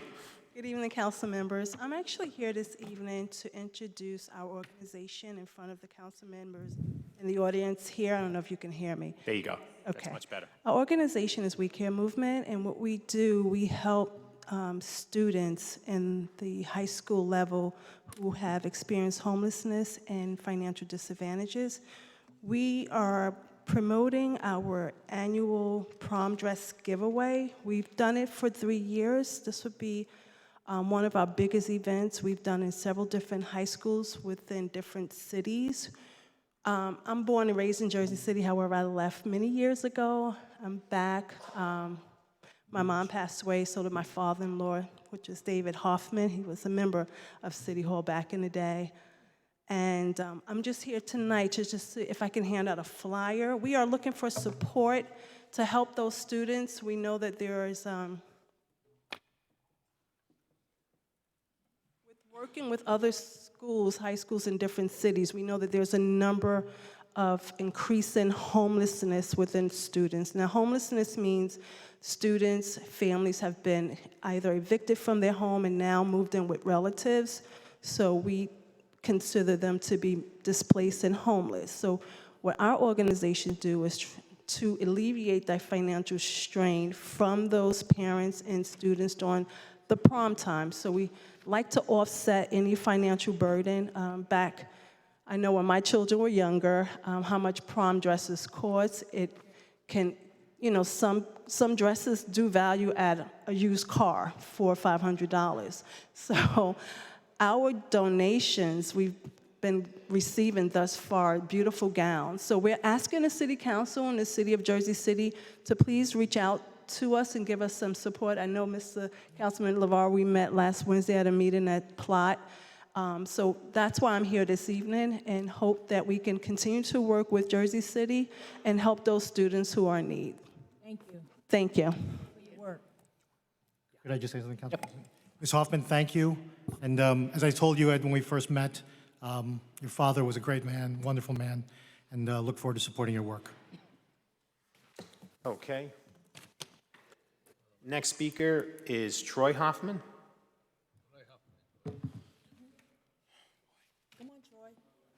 Oh, okay, okay. Very good. Next speaker is Ron, and forgive me. Simoncini. Simucci. I should know how to pronounce that name. I've seen you at so many other hearings. I'm so sorry. Not at all. Welcome. Congratulations. Thank you. I'm here to talk about the development of a new rent control ordinance, which is a process that started 7 months ago and was expected to result in a drafting meeting on December the 7th. And we were told that before that drafting meeting, we would have plenty of time to review any work product that was created, that we could comment on that work product, and we'd be fully informed by the time the drafting meeting happened. As a result of some unfortunate business in Jersey City, right before that meeting, it was put off until January the 15th. We were told that the reason that we couldn't get an early draft to review was because it was in the legal department. We got to the January 15th drafting meeting, and lo and behold, there was a draft there. And I'm familiar with the work product of the legal department in Jersey City, and the draft that we got was not a product from the legal department. And it was presented as we convened. And then we were told that we would have an opportunity to comment on that draft. And it was released to the media on January 17th. Now, that was supposed to be the work product of a council committee that had been meeting for 7 months. So all of you own that because it was released as committee product. The problem with the product was that it was completely in contradiction to most of the hearings that we had heard. We had experts from Columbia Business School, New York University Department of Economics, from people who had done substantial studies, spent years studying rent control, told us that our capital improvement program was something that other cities should have, that it assured the improvement of housing, and that in fact, if we did away with it, it would not create any more affordable housing. In fact, it would make housing less affordable. There was only one person, one academic who testified before these hearings who contradicted that information. That person had not studied rent control himself. He came to talk about a paper that a student of his had written for a PhD. Now, I know, I was at every meeting, I never missed one. I read the whole darn ordinance cover to cover. Most of what was in that ordinance did not reflect not just the testimony of the experts that were invited by the co-chairs of the committee, but by our own city employees, our experts from our own housing departments who came and talked to us about the performance of the ordinance and the ridiculous notion that rent control could preserve or create affordable housing. Those are our professionals who said that. So we all know what this is all about. And it's a reminder for us, what we should look back at is what happened with the Hardship Ordinance. We got a first reading of a hardship ordinance really late in the game. We took it. We passed the ordinance despite the fact that people stood up here and said, wait a minute, this ordinance is predicated on non-factual material. You got to look at this. We said, you know what we can do? We can change it. We'll change it if it's wrong. Don't worry, we feel like we should get this on the books. We passed it. It's still here. It's terrible.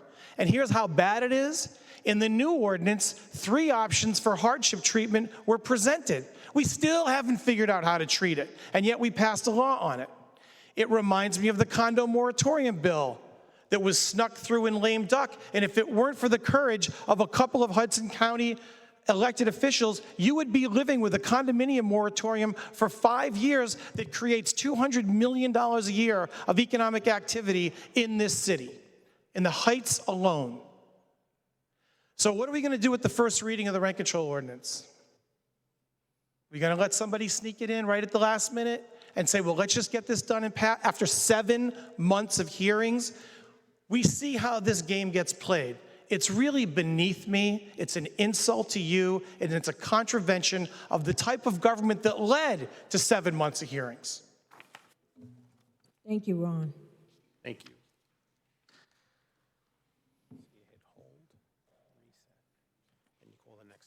Council President? Before I call the next speaker, I just wanted to correct the recap on City Ordinance 20-012. Thanks to Councilperson Robinson. He was trying to get my attention, and I was preoccupied. But the court reporter did point out that Councilman Robinson was trying to get my attention, and the correct recapitulation of City Ordinance 20-012 is 1-7. It was defeated 1-7 with Councilperson Baggiano voting no and Councilperson Rivera absent. And thank you very much for that, for having my back. Next speaker is Melissa Goodwin. Sean? Oh, sorry. Councilperson Yun. Okay, so I heard that Jane Daly, that she brought up her concern, but I'm going to make it straight, keep the record straight. The reason is that Jersey City today, they collect a 15% parking lot tax, which is we collect $8.8 million a year. So if we placed in the parking lot tax, with the exception of people of Jersey City, probably if we luckily collect close $1 million a year. And all those $1 million, when the city plan to spend it, have to provide city council. So I'm gonna make sure that $1 million for parking lot tax is not gonna spend for one area. More likely, we try to build up some bayfront. That's the place the most of need. So you don't have to worry about it.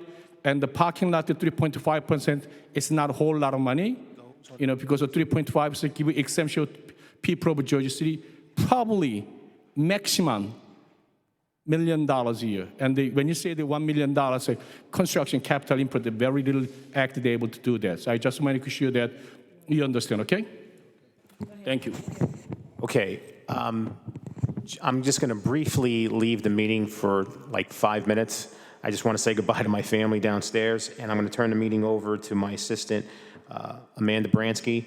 So she is going to call the next speaker, and she'll be keeping track. So you're in good hands, Council, with Amanda. I'll be right back. Got the timer.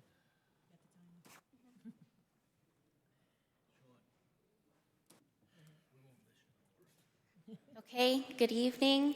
Our next speaker is Melissa Goodwin. No. Okay. Next speaker, Daniel Wiley.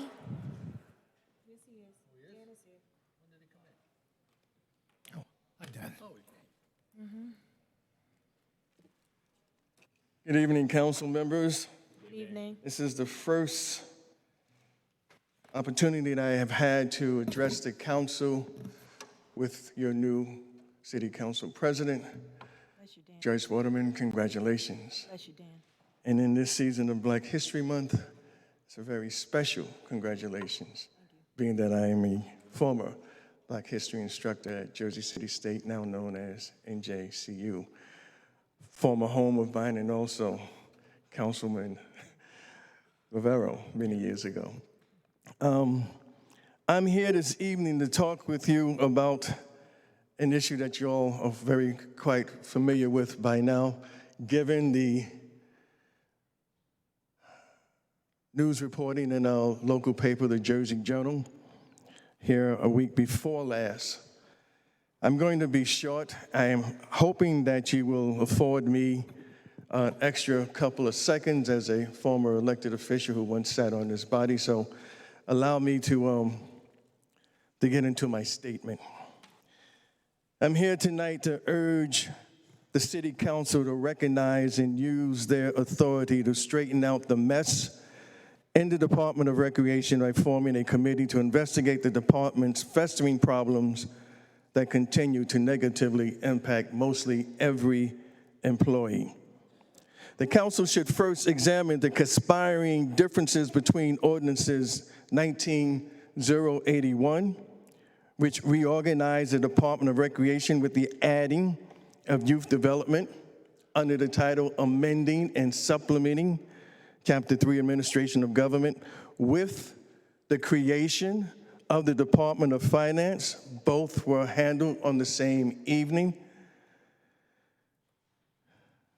Recreation employees are being transferred out of the department or into positions that for some translates into a demotion, given that they are being forced to change from full-time status to part-time. Were the employees of the finance department subject to the same level of confusion and disrespect? If not, why single out employees in the recreation department to go through a reapplication process and ultimately drain it of seasoned employees without any regard for affirmative action values, or that age discrimination would also be the end result? Why is it that the people who spoke up, signed letters to send to civil service, or made phone calls have become targets of retaliation? Transfers and title demotions is the treatment given to selected employees for speaking out or attending your council meetings in protest of the mess and deception occurring in the Department of Recreation. When examining the procedural steps the city and this council was obligated to take, one must pause to ask this question: was this change in the Department of Recreation even legal? You have one ordinance, the heading, to amend and supplement, which means that if you're adding a division, it is that new division that should go through an application process, not the recreation portion of the department. You have individuals there who were supervisors in their civil service titles that are now being told they're going to become rec aides, the lowest title in the department. That's fair? Certainly, it's not fair. Doesn't own up to affirmative action values in a city that prides itself on being a city where diversity is highly valued. Again, civil service has not formally received anything in writing from the city requesting their approval for these actions. Did the city receive prior approval to create a Department of Finance? Or will we see additional fines of $10,000 levied against the city, as in the case of the police department's reorganization? Since these are not solely issues dealing with personnel matters, as most council members might believe, allow me to state for you. Dan, could you wrap it up? I'm going to wrap it up. I have just two more short paragraphs. Okay. Allow me to restate for you the New Jersey Administrative Code that gives this body the authority to conduct a legislative inquiry or investigation, as well as the expression of disapproval of the removal by the mayor of officers and employees. Section 4069A-36 of the New Jersey Administrative Code. If you have the will and the spirit to at least have somebody tell you these things, or you discover the truth for yourselves, you are authorized to do that. This is not just, goes beyond being a personnel matter.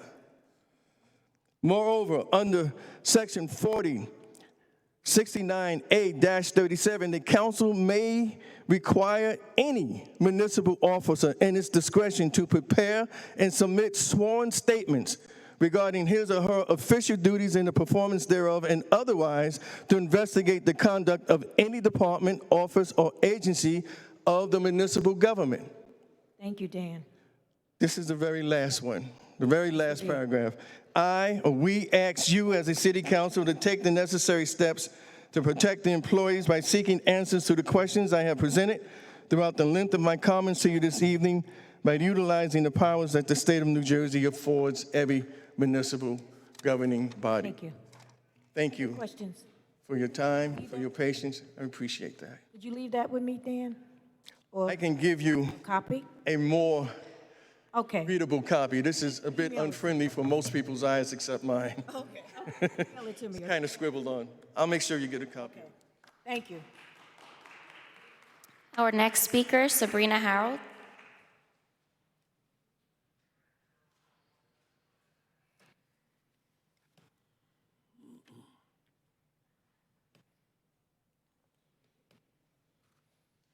Good afternoon or good evening, council. Good evening. Good evening. Here we go again. My name is Sabrina Herold, and I am here to discuss a few things. Luckily, it's not just recreation this time, but I will start with and follow up with what Mr. Wiley has brought to your attention. Accountability and responsibility are very big words, very important words that as sworn elected officials, you have an obligation of responsibility to do your full diligence to make sure that you're protecting the rights of the employees, the rights of the citizens, and more so than anything, protecting the finances of our city. Because these actions that are taking place that are violating people ultimately, as I am myself a taxpayer, is a cost, an unnecessary cost that can be eliminated if you guys would just take the time to listen. We're not just coming up here just to talk. We're not just coming here because we're making things up. We're not coming here because we don't know what we're talking about. And I'm going to speak to this section over here. Okay. Just address me. Okay. What I'm going to say is civil service. Civil service. Does anyone have or has anyone seen the signed correspondence approval of this reorganization of the Department of Recreation today, as of today, from the Civil Service Department? Not the Law Department of Jersey City, not the HR Department from Jersey City, not from the Business Administrator's Office. Has anyone received or have in their possession that document? Keep talking. Okay. Your answer, go ahead. I'm requesting a copy of that document if you guys do have that. Okay, my other issue is in regards to this reorganization. Mr. Wiley stated that there are employees that are being affected. And it's very disheartening because these are employees who love their jobs. These are educated people with college degrees, master's degrees, who could have been doing other things, making a whole lot more money, but they chose to serve our community, to serve our children. And for them to be treated that way is just not fair, and it's unacceptable. We come to you guys and we just ask for somebody to give us some support. The same kind of support that everybody looks for from these same individuals when it's election time. Okay. You know, that's all they're asking for. Now, for my other issue that's non-recreation related. I think the night that you guys approved not to approve the ordinance to change or to research further into the recreation ordinance, you guys voted for yourselves a salary increase or a change in the ordinance that changes your salaries. Well, I want to bring to the attention that I think it was about a week or so ago, the PATH employees were out striking, and a couple of council people, the mayor, whoever, were out there supporting, tweeting in regards to support for them because they've been without a raise for the last 9 years. Well, I want to bring to your attention, as a management employee for the city of Jersey City, we haven't received a raise in 5 years. It's December 2014 was the last time that management employees have received a salary increase. In the past, and past practice has been that after all of the union contracts have been negotiated and settled, management then receives a % of an increase. We exist, we're here, we're working. I ask you guys to be fair. And remember that management does exist as well. We need to make a fair salary just like every last one of you. We deserve increases like everyone else. And I ask that you guys speak to the mayor, speak to the business administrator, whoever, and find out why management has been excluded from salary increases. And I'm not talking about all the merit increases. That don't count. All to the special people who've been getting $20,000 and $15,000 salary increases for nothing. I'm talking about all management employees. Either it's 2.5, 2%, 3.5, because I used to negotiate contracts, so I know the numbers and I know the situation and how it works. So I'm asking, can you please provide that information for me? Thank you and have a great evening. Thank you. Thank you. Thank you. Next speaker is Yvonne Bolser. Congratulations, Sean. You'll be my 4th city clerk. That's how long I've been here. Wow. And I have to say that from all my previous meetings, never has any of the administrations want to cut back our time to 3 minutes. I guess democracy worked in the past. But let me talk to this. I believe, Sean, you said we started at 6:17, or am that correct? 6:17. Okay, from 6:17 to 6:49, there was awards. I'm not saying they're wrong, but it wasn't people's business. From 6:49 to 6:34, you did first and second reading ordinances because you only had 6 second reading ordinances. You didn't have 16, which is the norm lately for the city, so it was more manageable, which was other council did. So you did the city's business from giving out awards to 7:34. It was 45 minutes. Yeah, you want to cut our time. Now, let's think about this. Who controls the city's agenda? It's the council president. It's not the public. If you're going to pack it with 16 second reading ordinances, why should we suffer for that? But I have to say one thing. I feel as though to have 5 minutes on the budget is a personal attack to me. Because if you go back 20 years, I'm the only person who normally speaks on the budget.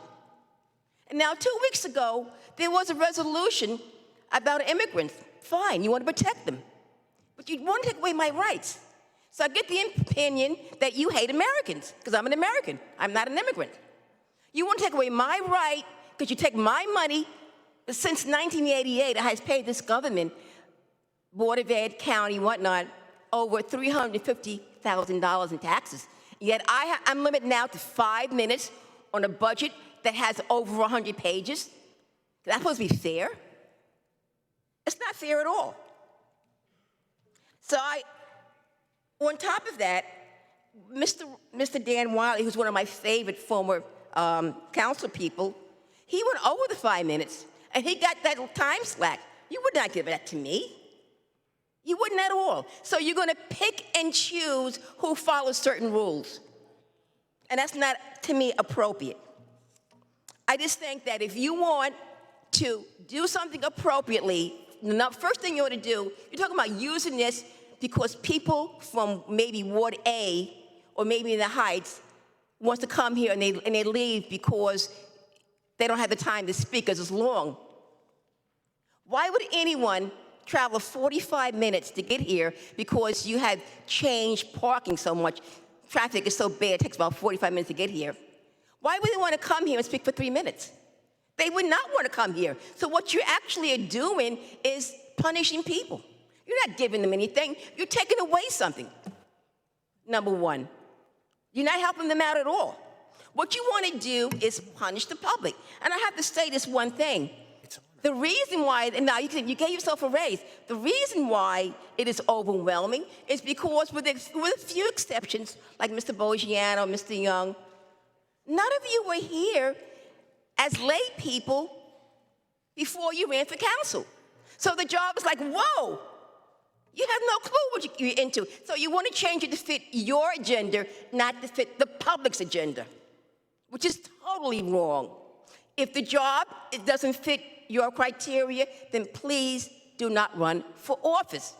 And I'll be very honest, under the previous administrations, and I'm going up to Shirley and even Healy, I used to live downtown then. I would go home at 8 o'clock and 9 o'clock because they only had 4 or 5 or 6 items on the second reading ordinance. And I would go home. I remember many times as I'm leaving, Mia Skanger is coming. I said, Mia, the meeting is over.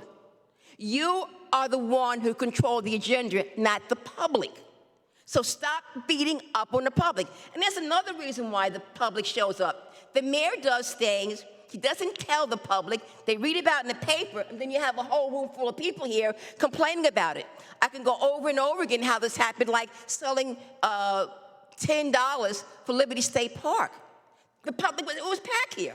People from, so, you know, it's wrong. You're against Americans, which is I am. You want to take away my rights, and it's absolutely wrong. And I think this, and I'm going to remind everyone when you run for office how you took away their rights, that you're anti-American. I'm going to remind every time one of you vote for this, I'm going to be there to remind them in a question, why did you take away my rights? Because there's no way you can speak on that budget in 5 minutes. Thank you, Ms. Yvonne. Thank you. Thank you. Council President, Next. I just have to make a comment, a brief one. So just for the record, immigrants can be citizens and Americans as well, with all due respect. Right. Okay. Right. Immigrants. Immigrants can be American citizens as well. Okay. Thank you, Ms. Yvonne. Next one, Sean. Okay, next speaker is Jessica Galucci. Jessica, not here? Okay, Lorenzo Richardson. Not here. Kabili Tayari. Not here. Pius Scriatti. Sorry, Sicardi. They're not here. Daniel is not here. Alina Martinez. Josephine Page. She's here. Oh, I didn't see you, Josephine. You right up front.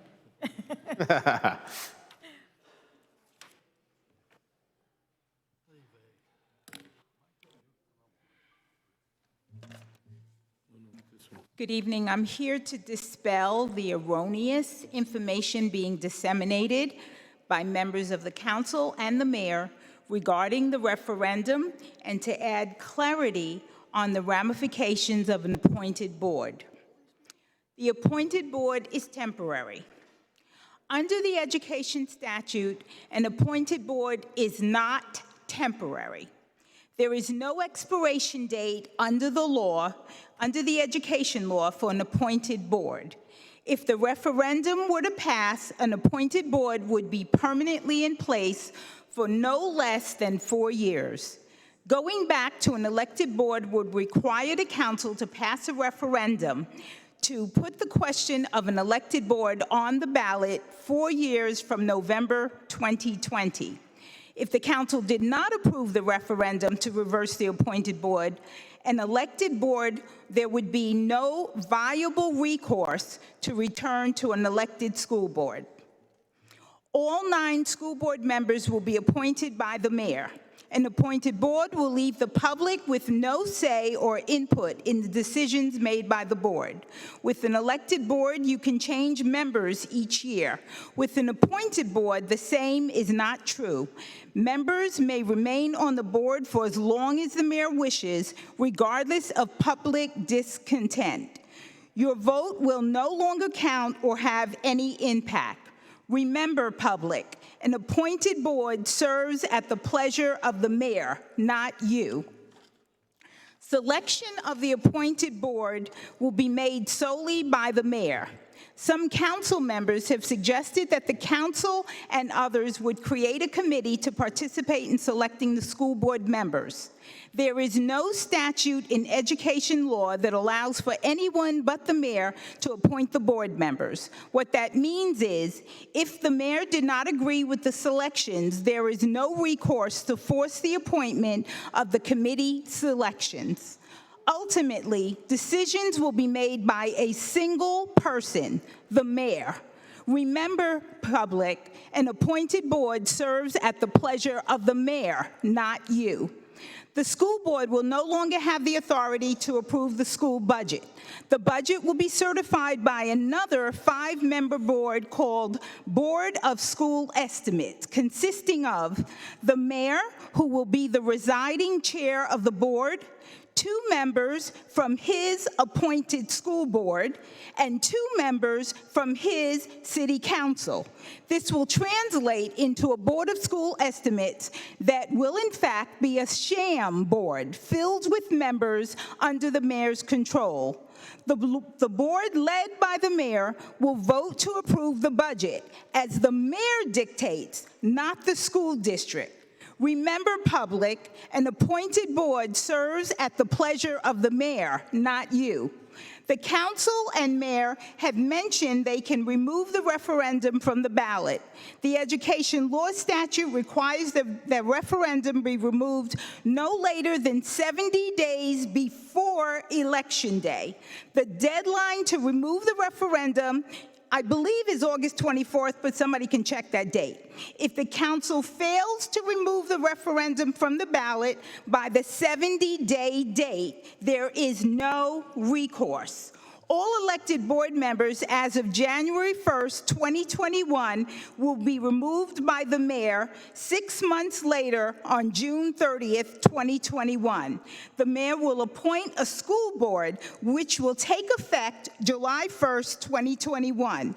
The voter's choice will be disregarded in favor of what the mayor wants. Our vote will be silenced. Remember, an appointed board serves at the pleasure of the mayor, not the public. An appointed board has high propensity for corruption and employee intimidation. Like the municipality, jobs will be filled based on who you know, what you can offer a candidate, how much you donate to a campaign, and how many committed votes you can secure. Remember, public, an appointed board serves at the pleasure of the mayor, not the voters, not you, not the public. Thank you, Josephine. Next speaker, Jason Berg.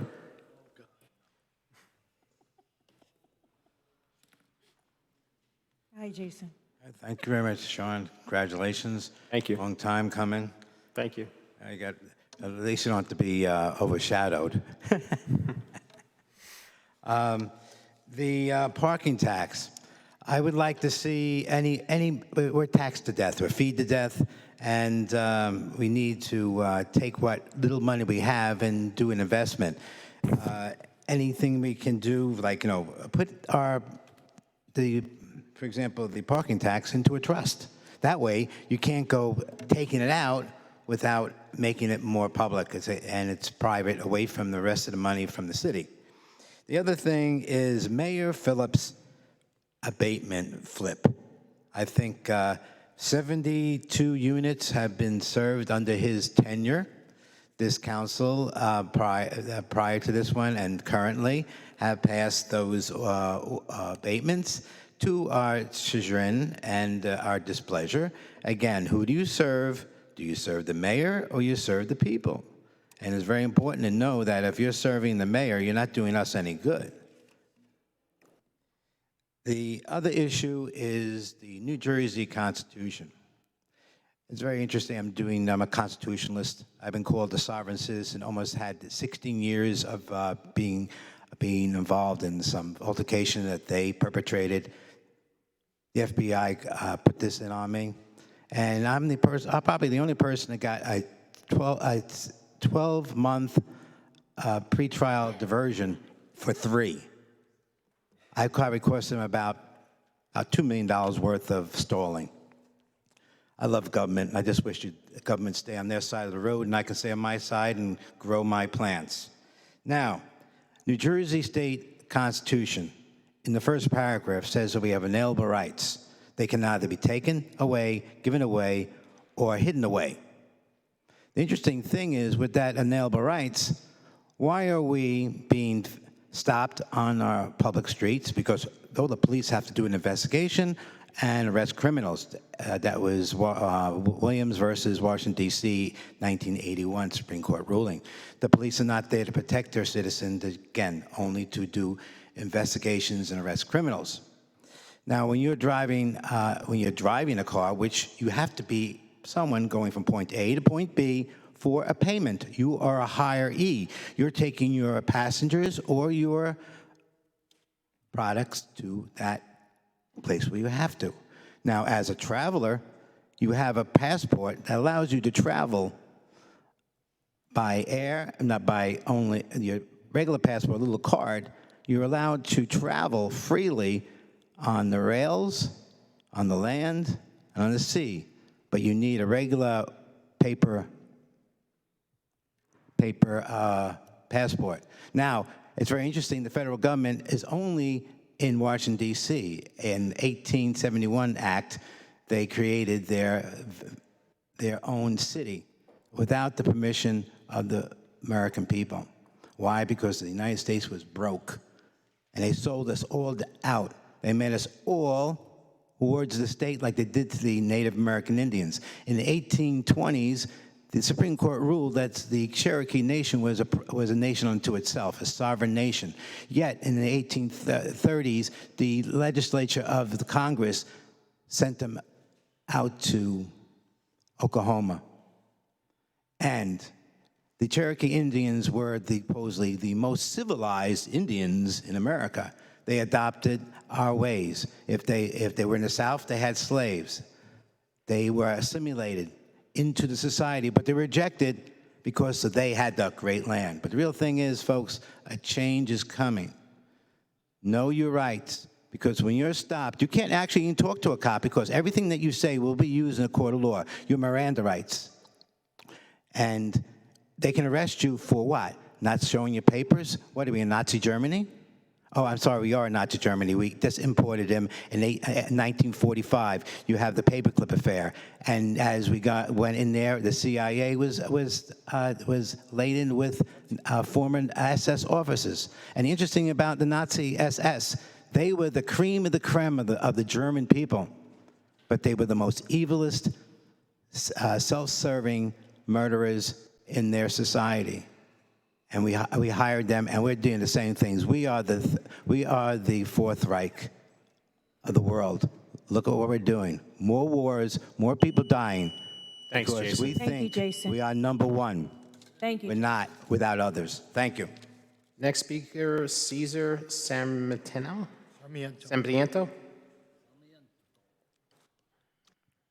You can just lower the mic for you. There you go. Okay, good evening, ladies and gentlemen. Good evening. I'm here to address item number 1027, which is the resolution to designate our block as an area in need of redevelopment with power of condemnation. I'm one of the original homeowners, and we bought our house, our property, in Laurel Court about 42 years ago, at a time when very few people would touch properties in downtown. And so I think we helped in redeveloping the area. Anyway, so we've seen all around that development is taking place. And so about 5 years ago, the neighborhood, the homeowners got together and prepared for what's coming our way. And in the process, then we have interviewed and we've seen many developers until finally we came up with one developer who gave us an offer which we considered to be reasonable and fair.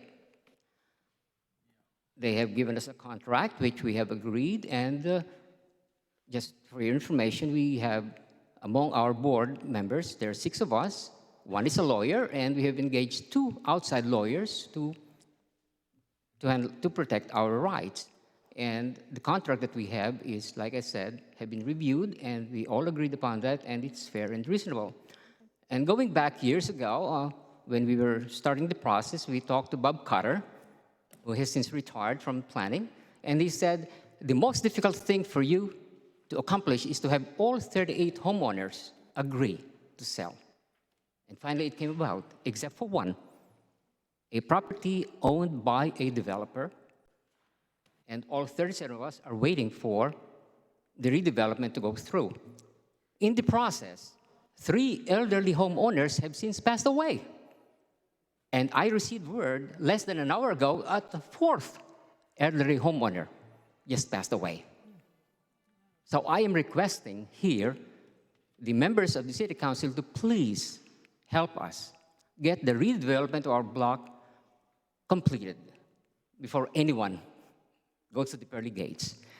And so, members of the council, please consider item number 1027, designating our block to be an area in need of redevelopment.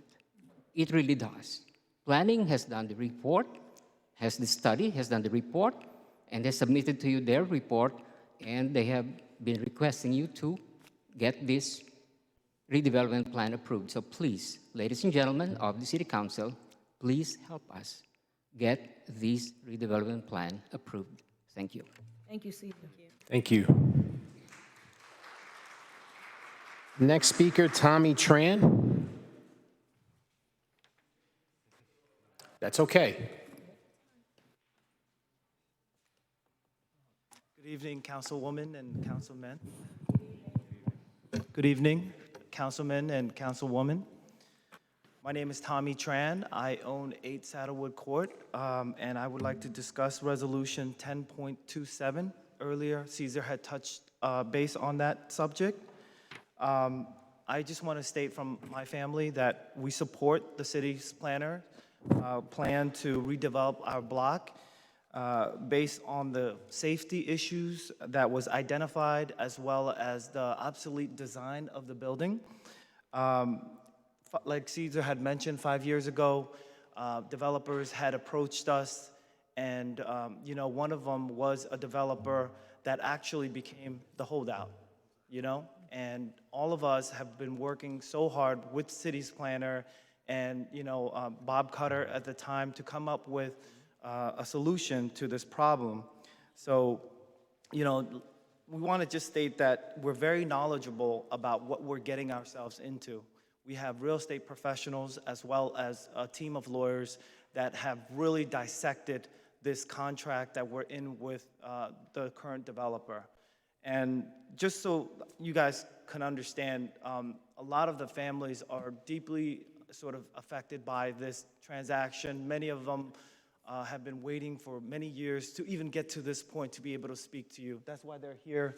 Some of them are injured, far away, but they've come here to really seek your help. We have a developer that really, bought a property with the intention to really bully us. And it was like, if I don't build on this block, nobody builds on this block. And we couldn't deal with that because there were certain things that we just did not agree with. Let's just keep it at that. But for us all to be sort of held in this situation, as you can see, our properties are obsolete. We got skyscrapers all around us. It's just out of date. And I hope that you guys can really help us. It's been a long journey, and your vote today means a tremendous amount to us and all the families at those 2 blocks. Thank you so much. Thank you. Thank you. Next speaker is Leigh Sellinger.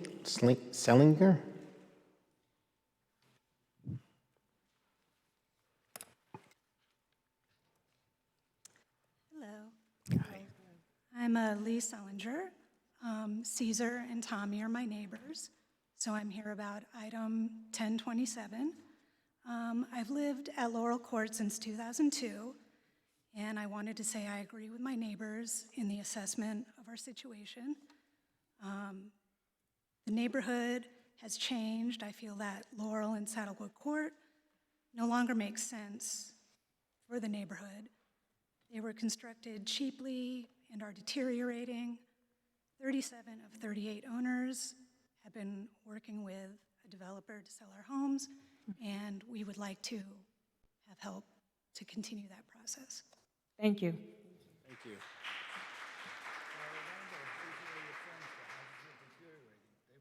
Data Miranda, if I'm mispronouncing your first name, I'm so sorry.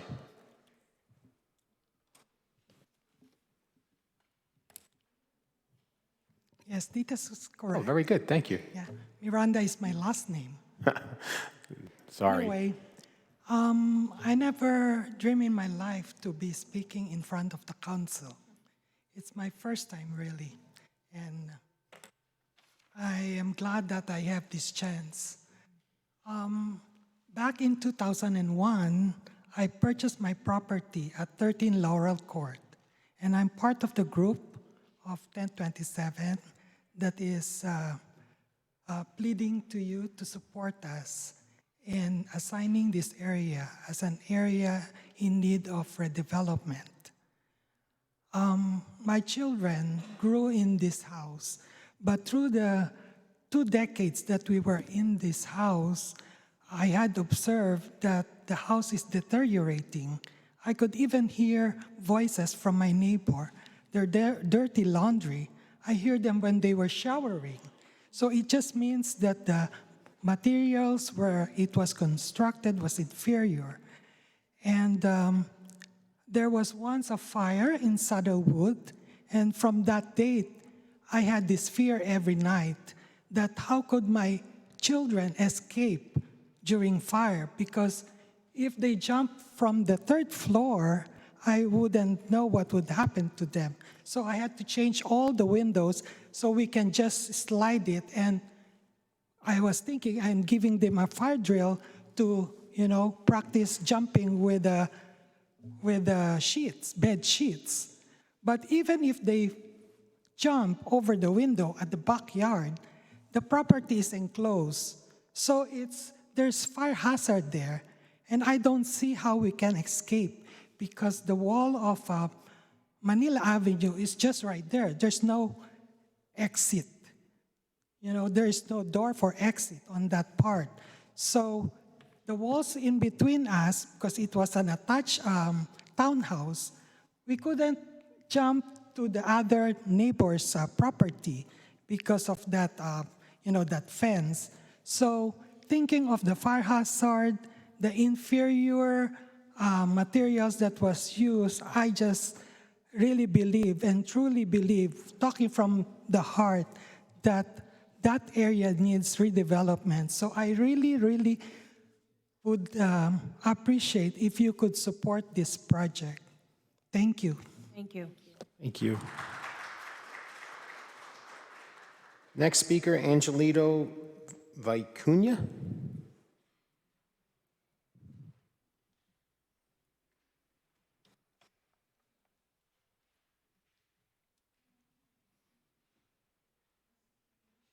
Good evening. My name is Angelita Vicuña. I live in this residence, 9 Laurel Court, for 40 years. And I just support the development of our area. And I ask if you please support us because everything is almost like getting too old. And when we were working, we were okay to, to do all the repairs here and there. But now that we are on a fixed income, we're finding it hard to, do all the repairs and also, to keep up with all the expenses. And I just want to ask you, please, to help us and support our project. Thank you very much. Thank you. Next speaker is Greg Marks.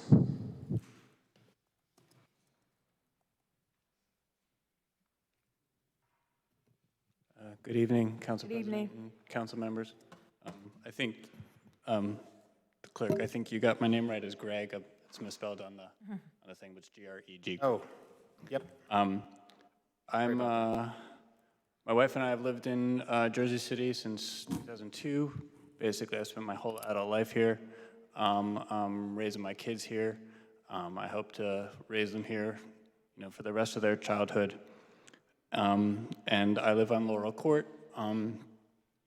And and I'd like to just concur essentially with my neighbors in the area and seeking your support for item 10.27 on the agenda tonight. In addition to some of the other, sort of testimony that's been heard, I mean, if you look at the blocks, I mean, they're low-slung blocks on cul-de-sacs, which are built into the middle of a city block. They turn their backs on Marin and Manila. I have a lot of affection for my house, and we've worked hard to make it a nice place to raise our family, but it's a weird setup, and I think could be put to better use to benefit the city at large, frankly. That's about all I have to say. I should mention, I think there was reference to us having a lawyer on our neighborhood board.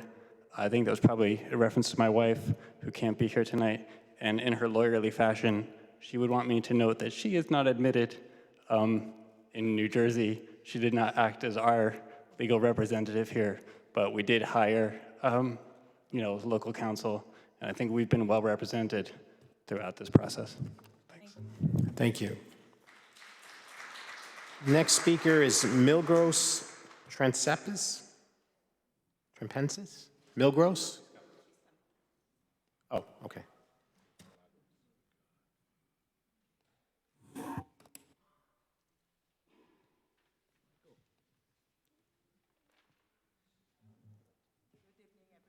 Could you just lower the mic for you? There you go. Good evening, everybody. There you go. Good evening. I just want to correct my name.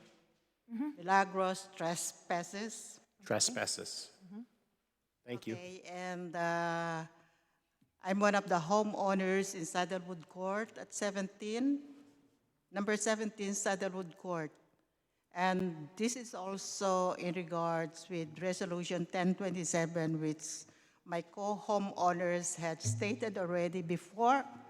So I just don't have to detail out or long my speech over here. And I just want to say that I'm supporting this redevelopment program. I've been 47 years in Saddlewood Court, and I think it's about time. I just lost my husband just waiting for it, and I just feel sorry that he was not able to wait for this moment. So I hope you guys and all these members of the council will be supporting us for whatever plan we have. Thank you. Very sorry for your loss. Sorry for your loss.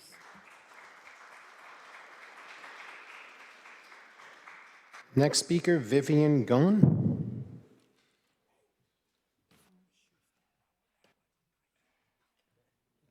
Good evening. My name is Vivian Gong. I live at the 15 Laurel Court. I'm here to support Laurel Court Saddlewood redevelopment with eminent domain.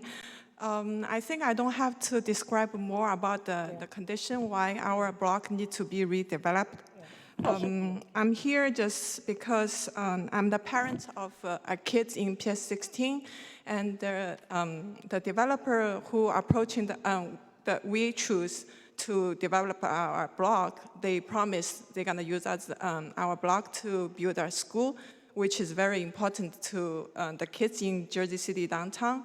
Because imagine what happened last year about the shootings. And a lot of PS 16 kids are bused to that area. And when that happens, the school was locked down. And a lot of parents are like 20 minutes, 30 minutes away from that school. And you can imagine how desperate they are. So I really like that project because I want Lena can build a school at the center of the downtown.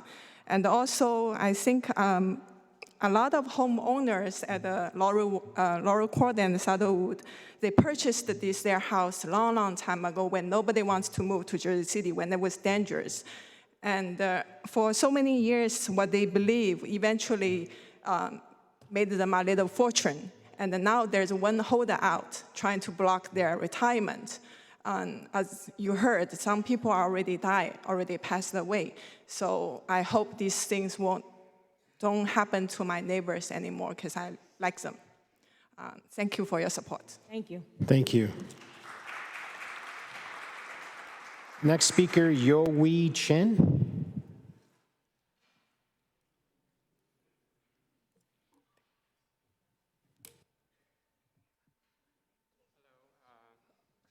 Hi, my name is Yui Chen. Thanks for having me tonight. My also is, regarding, I'm one of the owners of Laurel Court. I think I just add a little bit on top of what other people have said. I have been in Jersey City for about 12 years. I think the time when I first moved in, like Laurel Courts, compared to today is totally different. Back then we feel, it's about rights, the neighborhood is like that. But since then we have seen radical changes, right? The area that we have, low-rise area, look around this empty space in the middle. People can come in the summertime, we will see people come here drinking, talking very loud. Sometimes we see people smoking pot. So it's a kind of a light out place compared to other like if you look around Jersey City today, right? 10 years back, 15 years, 12 years back, maybe that's the norm. But I think that area still provides some kind of environment because, there's like two things in the middle, pretty open spaces, no policing patrolling. So we have called like a police a few times because of some of the things happening over there. Given what's happening like in the neighborhood, the condition of the house you have heard, I'm quite convinced. I think this is probably is the right choice for Jersey City to make that area a little better, safer, for more in line with what's happening. All right, thanks very much. Thank you. Thank you. Next speaker, Aristia.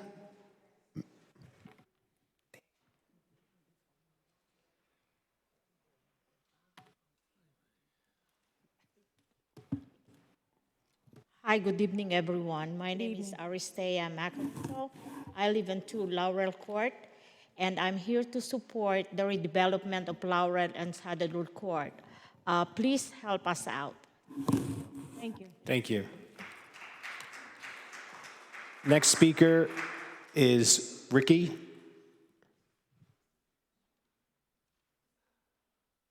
I didn't want to try to butcher that last name. That's fine. Good evening, council members. Good evening. I'm here to support my neighbors. I live at 14 Laurel Court, and here to support the redevelopment of the area. And the most important thing is in the interest of the public good. It supports the neighbors, it supports the community, and looking forward to your support. Thank you. Thank you. Next speaker, Susanna Perlez.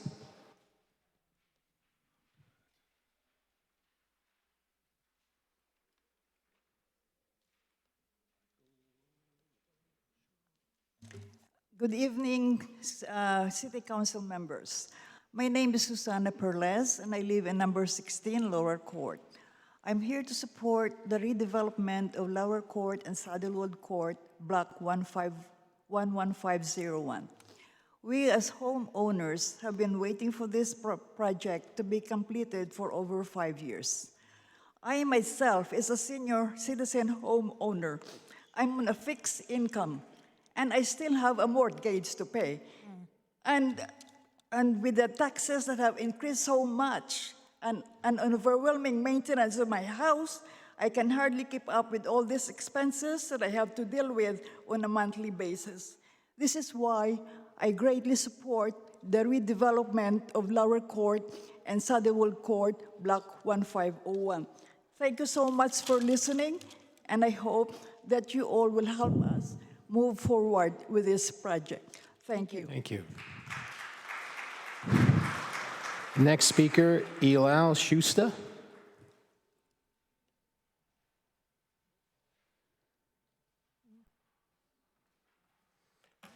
Just before you speak, sir, I'm sorry. So on the printed agenda, for some reason, we didn't have speakers 31 through 34. I don't know why that happened, but it is correct online, so go ahead, sir. Good evening, everyone. My name is Eyal Schuster.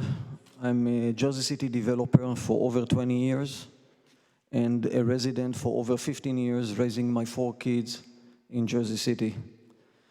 In 2004, we have approached the Saddlewood Court neighbors and came with an idea of assembling the houses in order to develop the property. Needless to say that we are in support of the future development and fully on board of the proposed affordable end school that is proposed by the city. The school was our idea. It is also important to say that we are always willing and able to pay whatever was the negotiated price with the homeowners. There were many developers that came and left. We stayed. Unfortunately, the city proposed a resolution that include the right to condemn my property.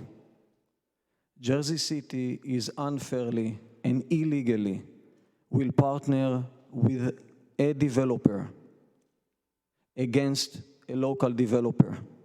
This local developer is me. And I employ in our office, right across the street from there, over 100 people in the office. There are additional 250 people that are employed due to our business in Jersey City indirectly. By the way, more than 50% of those employees that are in my office are Jersey City residents. We have never opposed. We have never litigated. We have never sued the city. We are doing business here for over 20 years. For a matter of fact, we have never had a problem with any other company or any other individual in Jersey City. In our book, the Jersey City book, you create a win-win-win situation. All parties need to come a par. There are 3 reasons why we are opposing this resolution. 1, the city is unfairly and illegally favoring a competing developer and assisting its interference with our 6 years effort to develop Saddlewood Court. 2, with your vote today, you are not condemning my property, you are condemning my livelihood. And with that, the livelihood of over 100 people that are working in my office, and many of which are Jersey City residents. 3, with this vote today, you are setting a precedent and changing the Jersey City development landscaping forever by making it unleveled and politicized. The fine line between private and public is brutally broken today, and the city is interfering in an arms and leg transaction that need to be done between 2 business partners. I am asking you again to postpone the vote so that the parties can come into agreement and the city of Jersey City stay out of this matter. The city is not a developer. Thank you for listening. I hate to stand here today. I spoke with each and every one of you individually. I don't like to be in that position, and I feel really bad about it. I know many of the people over there, and my heart goes out. And I should not have been coming here. The situation is not with them. Don't make no comments, please. He has the right to speak. Let him speak. The You can disagree, but let him homeowners has speak. the right. But we are developers who is doing our business in Jersey City, rightfully. Thank you. Thank you. Thank you. Next speaker, Esther Whitner. Yes. She's here.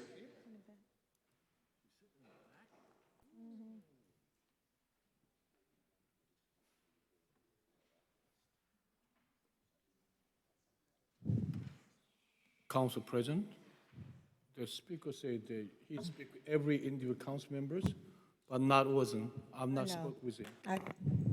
You gotta make sure that maybe other council people speak with him, but not me. So he shouldn't be saying that I speak with every individual councilman. No, don't do that. People say whatever they choose, whether it's right or wrong. Go ahead. Go ahead, Esther. Go ahead, Esther. Good evening, Council. I would like to first speak about the first reading ordinance, item 3.7, the 3-minute rule. It just seems like under this administration, we've been losing our ability and our rights as the public, and I'm very big on the public and maintaining our rights. We've seen the right to vote on the school budget kind of work against us. Now we're working with the city, the mayor is working about appointing elected board members versus electing them. And now we're seeing this 3-minute rule. And I just want to point out to one line in the ordinance, whereas the council finds that 5 minutes is a reasonable amount of time to allow members of the public to speak on the proposed budget or any amendments thereto. This is a $650 million budget. To say that 5 minutes is a reasonable amount of time is preposterous and shows that you just don't understand. Now, whether people come here and discuss it for 5 minutes, 10 minutes, 20 minutes is irrelevant. It's the ability to be able to do that that counts most. Maybe redesigning how you do the council meetings might help, because if you want to go home early, then you have to design your meetings so that you can do that. Perhaps doing your awards during the caucus meetings or doing a special meeting for awards. But to pass something like this, to me, shows contempt for the public, and that doesn't go down very well. So I would ask all of the council members to vote no on this, because when you do that, you're taking away from the public, you're taking away from the right of the people, and we should never move in a direction where we take away from the public. It should be an honor to listen to the public. It is your job to listen to the public. It is us that you serve, and I hate to say that, and I don't mean that in a demeaning way, I mean that in an honorable way. You serve the public, and you should hear from us, and we have a right to speak, even if it's sometimes something you don't want to hear, sometimes it's gibberish, whatever it is, the public should have that right, and we should uphold that right with all our being. With my last 2 minutes, I'd like to talk about the audit of the abatements. I'm a little bit confused about this one. I see there are a couple of resolutions for professional agreements to audit. I don't know. I'm going to make the assumption that that is for the audit of the abatements. I just would like to say that a couple of years ago, I used to come down here to every council meeting demanding that there was one property in particular that I wanted to see audited. And long story short, it was audited and it brought in a few $1 million. I was under the impression, based on things that the mayor has said, things that he said in an article about that particular property, things that were in his transition report that said that abatements are ongoing. Not only are these things that are said, this is part of the contract of developers, large developers, and what they have when they get abatements. So to find out that we're now going to do an audit of an abatement, this should be ongoing. You're supposed to do this. And I'd like to know why it hasn't been done. Now, if we're going to audit these abatements, I would like to understand exactly what we're auditing.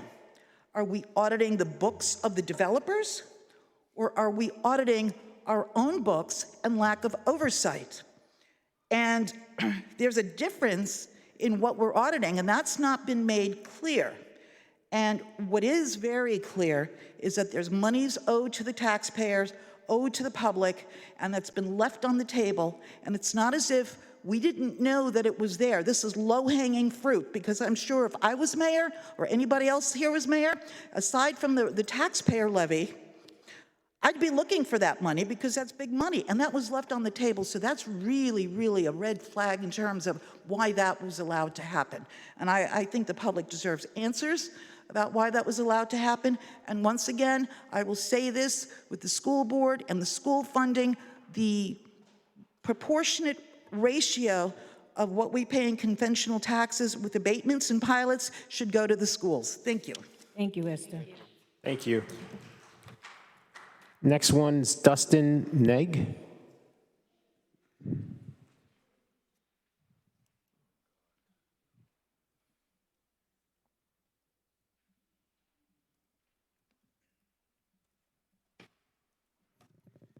Good evening, council members. I'm here to address 1027. As you have heard from several of my neighbors, I am one of the homeowners on Laurel Court. I moved to the court several years ago, and I saw a lot of what was going on around the neighborhood. It made me love the neighborhood. I fell in love with Jersey City and really enjoyed being here, and I would like to continue being here. Several years ago, we started this process of trying to make it even better than what it was. And there were many challenges along the way. We recognized that there were a lot of entities that had to come together and agree. And as you know, that is very hard to do. But despite all those challenges, we were able to do it. And we got to the point where, as you have heard tonight, there are 37 out of 38 homeowners that are in agreement with this process. Now, if this doesn't go through, then essentially we just continue living in this place that we love. And that shouldn't be an issue, but as you have also heard, there are some actual challenges to the homes that we live in. What sticks out for me, particularly, is these structural issues that cannot be addressed because of the format that our homes are in. They are interlocking and tangent to each other. So any structural work that needs to be done on any particular home necessarily means that they have to follow through with the rest of the row. Since these homes were identically designed, identically built, and with identical craftsmanship, that issue is likely to be throughout the entire block. So what we have right now is a situation where we're at the confluence of opportunity, resolve, and the ability to follow through with this proposal to go forward with it. You have heard that there is a property in the middle of the block that doesn't really keep up with the maintenance, and from what I understand, it is unoccupied and it is overrun with plants such that they're actually growing into the house. That is up to the owner that is the prerogative of the owner to let it fall apart, and that's his choice. The ability to let this block move forward, that's your choice. Thank you. Thank you. Thank you. Andrew Procox. I'm sorry if I mispronounced your last name. Is it Procos? Procos, yes. Procos. Sorry about that. Good evening, board members. Good evening. Thank you for your patience and listening to so many of our homeowners. I'm also here to address Resolution 10.27. I think I'm going to cut it a little bit short because some of my neighbors have already made this point, so there's no need for me to go over the same points. However, I'm one of the board members, along with Dustin that just spoke, and Violet that you're going to hear from, and a few other people, Caesar and Ricky. We're the core board members who did a lot of the research, the interaction with attorneys, with architects, with developers, assessing contracts, dealing with city council members. I've personally dealt with two different planning board directors. I dealt with JCRA. So our main role was to kind of collect information, disseminate it out to the rest of the homeowners. We're 37 out of 38 of the homes are in support of this project. That has been a 5-6 year arduous process to get everybody on board to support the same process and pulled together in the same direction. We're at a point now where we need explicit support from the city. And I think it's important that the city council and the powers that be understand the dynamic that's on the block, because you have an important decision to make with regards to approving a redevelopment plan, which includes condemnation, which is a scary word. It's politically unpalatable. It's not palatable to city council members, we know that. It's not our first choice. It's not the developer's first choice. It's nobody's first choice. The only reason we're having to follow this path is because Schuster Development, who spoke this evening, purchased a home in the middle of the block and has never for 1 second acted in good faith and agreed to even discuss selling his property along with the rest of us. Schuster Development is playing the long game.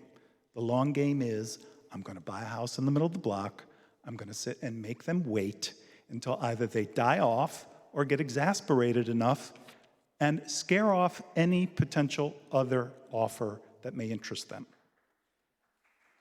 That's the reality.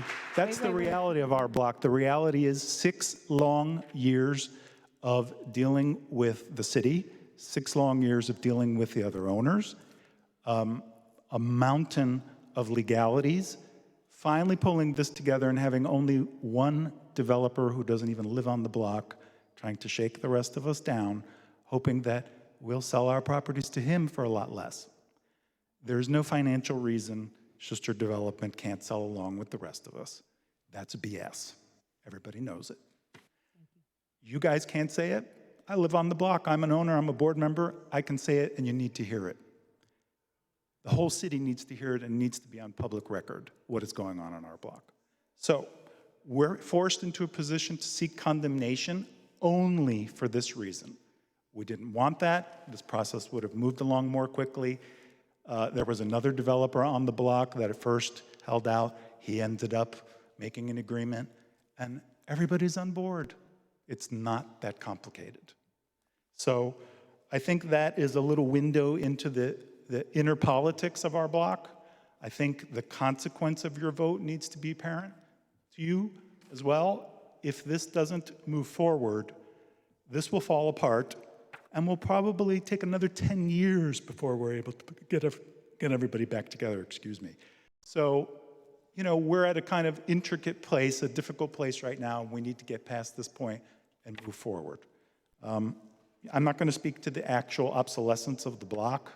I mean, I live on the Saddlewood side. It's obsolete. It's cut off from the rest of the neighborhood.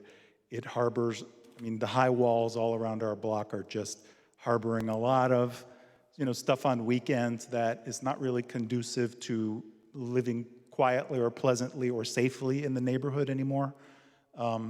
So I think the future is here, and it's time to, you know, bring something nicer, newer, and a higher and better use for our block to the city of Jersey City. And that's all I have to say. Thank you. Thank you. Next speaker, Teddy Maravilla.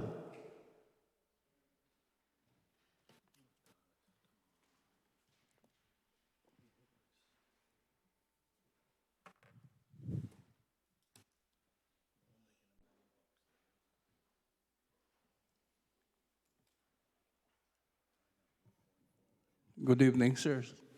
Good evening, ladies and gentlemen. My name is Teddy Maravilla. I'm one of the homeowners of the area that is being resolved right now. I've been living in this area for the last 42 years, and I hope to see construction will begin on this, and I'm very supportive to your plan of redeveloping the whole area. This is resolution number 10.27. Thank you very much. Thank you. Is his name Eddie? Teddy. No, your name is not on the list. Okay. Sorry. Sorry. He's my son. Yeah.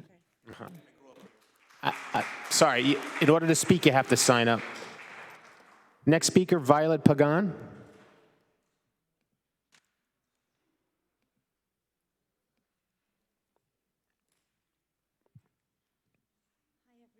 Hi, everyone. Thank you for listening to us, and it's quite late, so I'll make it brief.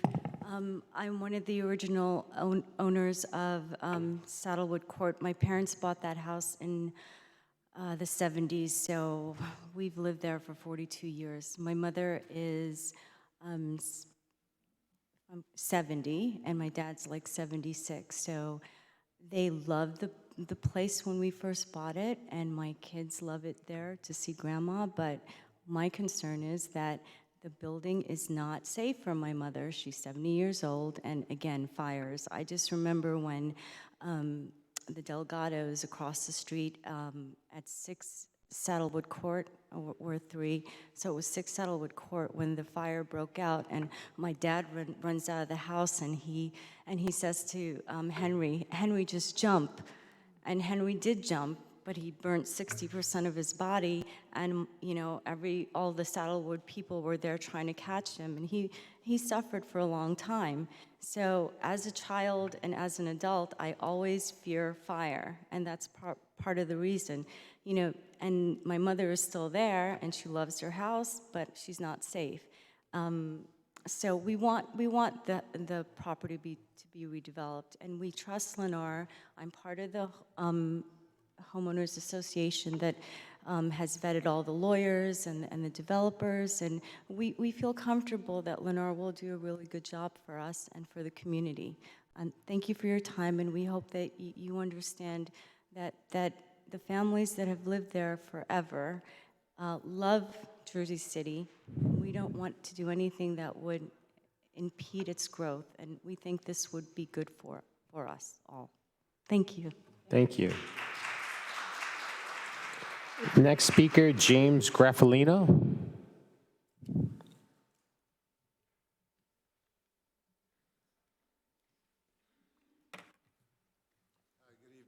My name is James Grassalino.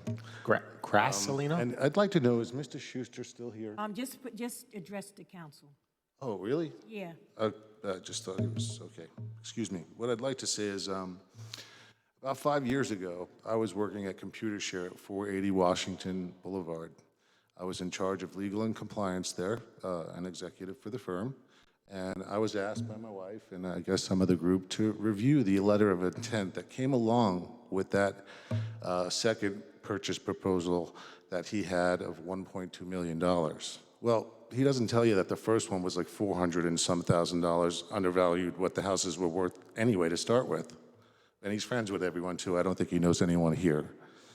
Also, after at that time when I received the LOI, I started working with a group of his lawyers here. It took me 2.5 months to go back and forth over 37 times to revise that. They never revised it, they just reworded it. Everything in there was only to swindle the homeowners here out of his risks and liabilities related to his development of that property. It was not a letter of intent. So when he says they didn't go for the offer, well, they didn't go for the risk and liability of millions and millions of dollars that he was including in everyone's LOI. So right there, that's a big problem. Secondly, after 2.5 months, we were invited by one of his assistants, Adam, to meet with them in his office. And I just saw Mr. Schuster. He didn't look like the Mr. Schuster they put in front of me that night and a few of our other homeowners. I don't know if anyone else can speak to that, but don't know what was going on. But he had said, well, this is how we do business. And I thought to myself, this is how a shyster or a swindler does business, not Mr. Schuster or someone who's supposed to be a prominent developer in our neighborhood.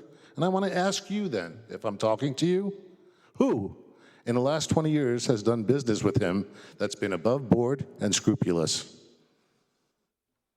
Just finish. Anyone? Mr. Schuster, you've done business with him that's been above board? Just continue. In my opinion, he said he's been doing business here for 20 years. He should be out of business. Anyway, last thing that I want to say is that at the end of that meeting, I told him when we would not do business with him any further because he was just trying to get over on everybody. He's told me that, and maybe it was Mr. Schuster or an imposter, I don't know. He said, I'm going to buy a house in there and I'm going to block everyone from selling this to anyone. I'm not going to let that happen. And does he live there now? Is Jersey City residence? Is his second residence? First in Chatham? You know, really, if you wonder why we're standing here tonight, we're standing here only because of him. Only because he's not an honest businessman.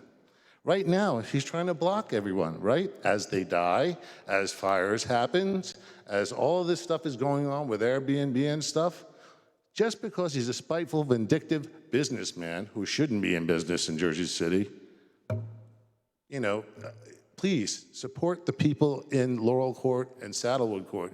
Don't support some rich guy who feels like he might go out of business. Thank you. They're middle class. Keep it down. They're old. They're on disability, right? What's he on? A pedestal.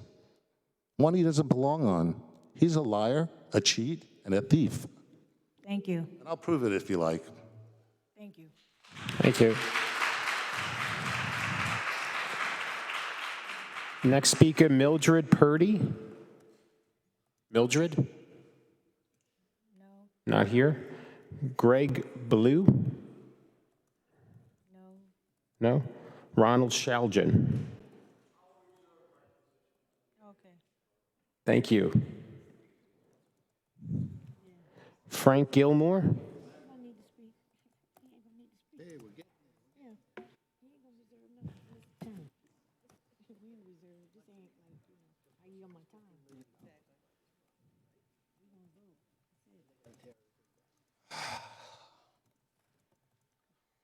Ready? Go. Good evening, everyone, ladies and gentlemen. I think I'm starting to like coming to these council meetings after all. I think we should keep it to 5 minutes. But I'm not here for that right now. I'm here to talk about the reorganization or the restructuring of the department. We've been going back and forth with this for some time now, and it seems as though no one really knows what's going on. During a caucus meeting, Councilman Robinson asked a question if there was some violation as it relates to civil service and mass transfers out the department. And one, Brian Platt, to my right here, advised the councilman there will be no mass transfer. No, you guys probably don't remember that, but lucky for you, I have it on audio. We remember. So, he said there will be no mass transit. Had an interesting meeting with John Manila, Lucinda McLaughlin, Brian Platt today, also which is on record, stating that there will be moving several individuals out of the department. So I guess my question to Councilman Robertson, what essentially will be considered as a mass transit? How many people would be moved for it to be considered as a mass transit? Because I understand at least 7 or 8 individual names were on that paper. Furthermore, the city's in the process of trying to iron out litigation as it relates to civil lawsuits down recreation. And those same employees' job status are in question as to where they be working. Danny Rivera, he's not here tonight. Oh, well, at least I don't see him. He asked the question, would anybody be losing their jobs? Brian Platt, again, fortunately, again, I have that on audio, said that no one will be losing their jobs. He's right, too, in a degree. Several full-time employees are now going to be part-time in this new reorganization. No? I'm just disgusted. Go ahead. Oh, okay. So several full-time employees are going to be part-time. These are employees that was working full-time for the past several years and, like everyone, depend on their check to support their family. Furthermore, they said there will be no demotions. Lo and behold, very untruthful again. I recall about 3 of my coworkers who were demoted from supervisor to rec aide. I mean, that don't look like a lateral movement to me. If you're in the supervisor union and they're putting you as a rec aide title, clearly you're not going to be a supervisor. And again, Brian Platt, glad you're here tonight so you can hear this stuff personally. You stated, which is also on record, that you have gone above and beyond what civil service require as it relates to restructuring. In fact, earlier today, you said that civil service was notified and is with the city every step of the process. That's ironic, seeing that the latest report and the latest email that we received from civil service, they stated that the city have not informed them of any restructuring or reorganize, or in your words, interest expressed herein. Furthermore, the whole thing seemed to be flawed. Y'all wanted us to reapply for a job we already had. And individuals was reapplying for division directors, but that was already decided that Joe Mackey and Keith would be the division director, and you had people coming into these meetings applying for that position, and now you convinced them that they were unqualified or the job wouldn't fit them. So I'm just saying, the whole process is flawed. And again, before I close, 30 seconds and counting, Jermaine, you're on record, you're saying that you're not voting for any funds for the city to pay for lawyers. Well, I hope that's true, because there's a load of civil lawsuits coming down the pipe, because this whole process is flawed. This administration continues to think that they're above the law and try to implement any and everything they see fit. On that note, my time is up. You guys be great on purpose. Thank you. Thank you. Okay. Next speaker, Charles Epstein. Not here? Okay. Karen? Good evening. Good evening. I'm here today to speak about something that's been bothering me for a long time. It happened on our block. One of my elderly neighbors, her house was padlocked by the city.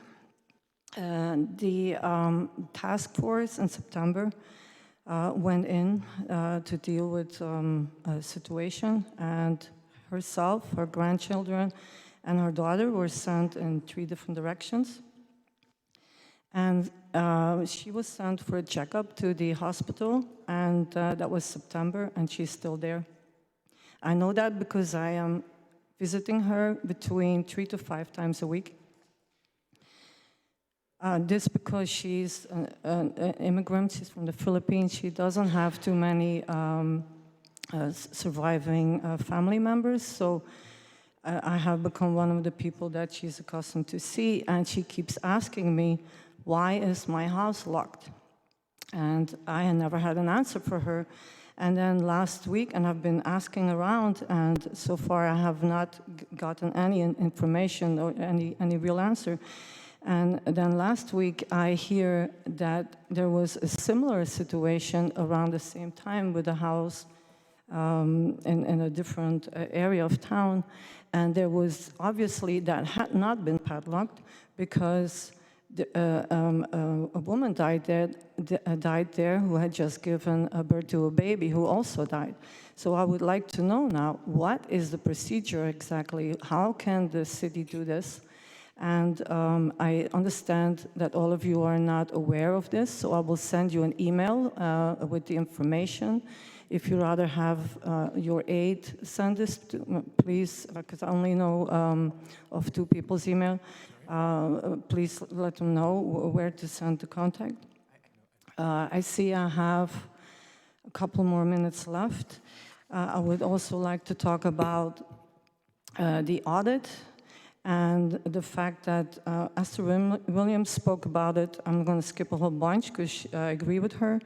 But I would like to say that if the city is going to do an additional audit on the pilots with 3 different companies, while the Board of Ed has already done an audit, and I never see that come up in any of these articles or anything that's been discussed. It's easy to find. You just go Google or you go to the Jersey City Board of Ed website, and you do audit, and it pops right up, and you will see that as of page, I believe, 19 is the whole explanation about the pilots and what they have come up with. And just for the Board of Ed alone, in yearly, it made a difference of 16 million. Normally, my time would have been up if say, you all agree on this 3-minute thing. I still have, that's why I don't agree with it. I still have a couple of things to say. There is going to be a referendum, another one for the art. I would like to know how many referendums can there be on this ballot, because there must be a limit to that, I'm pretty sure. I just can't find any information of how much it is exactly, because too many of them, that's going to be very confusing to the public. And I also would like to address the buses that was mentioned for the little kids on PS16. They are really the smallest ones that they bus out. The smallest, pre-K up to kindergarten. It's imagine 7 buses of little kids. So yes, please do anything you can to make that safer. And while you're at it, look citywide, because these problems are everywhere, into crossing guard situations, there not being enough of them, or there not being any. I saw that you have done something regarding left and not turning left on a certain spot. If you do not enforce it, it's not going to help. There is the same one on Van Voorst Park. You cannot turn left in the morning from between 7 and 9. Nobody cares. They're still doing it anyway, and it's a very dangerous situation for the kids and parents that go to school. Time is almost up. I'm going to leave it at that. Thank you. Thank you. What's her name again? Okay. Karen. Just one moment. Just give my age, your information, so you can email me that, please. Okay, and the last speaker, Shamaron Ramp? Yeah, get her information, please. Not here? Okay.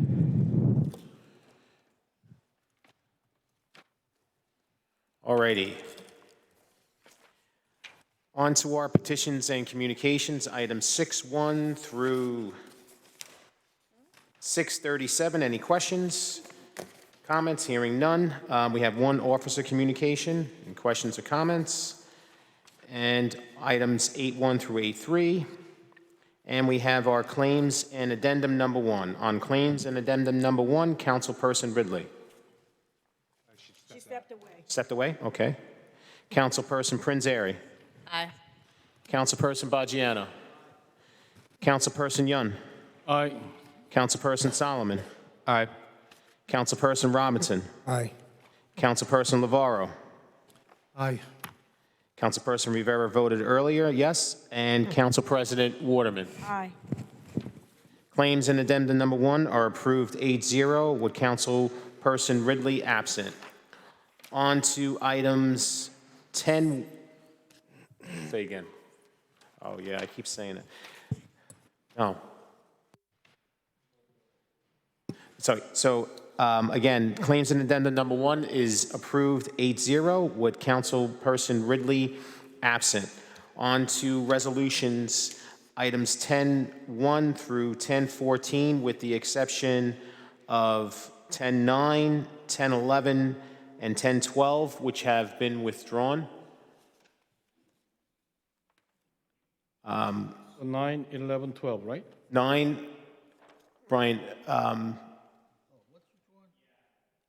We're still continuing to, yeah, so 9, 11, and 12 are being withdrawn. Councilperson Prinzari.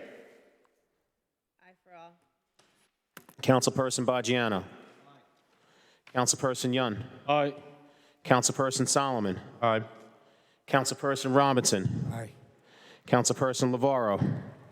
Where are we voting through? We are voting from items 10-1 through 10-14 with the exception of 9, 11, and 12, which have been withdrawn. Question on number 1. Brian, you sent me responses to my questions regarding, then I had some follow-up questions. Did you provide responses to that? Yeah, there were a lot of responses, and I think it's probably best to do that during the budget hearings, if that's okay. We would like to have directors involved in the conversation. It's just a lot of back and forth, and it's worth a longer discussion. Okay. I'm going to vote no on 10-1. So for folks who may not be following this, just for the public record, again, that this is introducing the calendar year budget for Jersey City. This is normally a routine matter where the city council accepts the budget from the mayor. I'm not going to make it a routine matter this year or going forward. We have a fiscal crisis in funding for our schools, and we need to make sure that that we're addressing that. We have a affordable housing crisis in Jersey City, and I had asked about information about our housing preservation units, our affordable housing compliance units, our tax abatement compliance units, our tax collector's office, and we did not, I did not have complete information for me to be able to say that I should be able to accept this budget from the mayor, because I don't think it probably adequately addresses those needs at this point, and the onus will fall on the city council through our budget hearing process to be able to figure out how to get 5 votes to make that happen. The last thing I wanted to point out about the budget is that it does not address in any way the violence needs assessment. We've had multiple meetings now where members of the public have come forward. A violence needs assessment was put forward. With the deadly shooting on December 10th, while things are growing and wonderful in other parts of the city, in downtown Jersey City and in some parts of the Jersey City, in other parts in neighborhood of Jersey City, it's like the old downtown of downtown of old, where neighborhoods are unsafe and crime and shootings are a matter of daily routine. And so it's not enough for us to ignore a violence needs assessment that's been out there for over 6 months, and it's time for us to take action in doing that. So for those reasons, I'm going to vote no on 10-1 and will not accept this budget. I vote aye on all the rest. And before I call Council President Waterman, Councilperson Ridley, I seen you enter the room. Would you like to cast your vote on items 10-1 through 10-14 with the exception of 9, 11, and 12?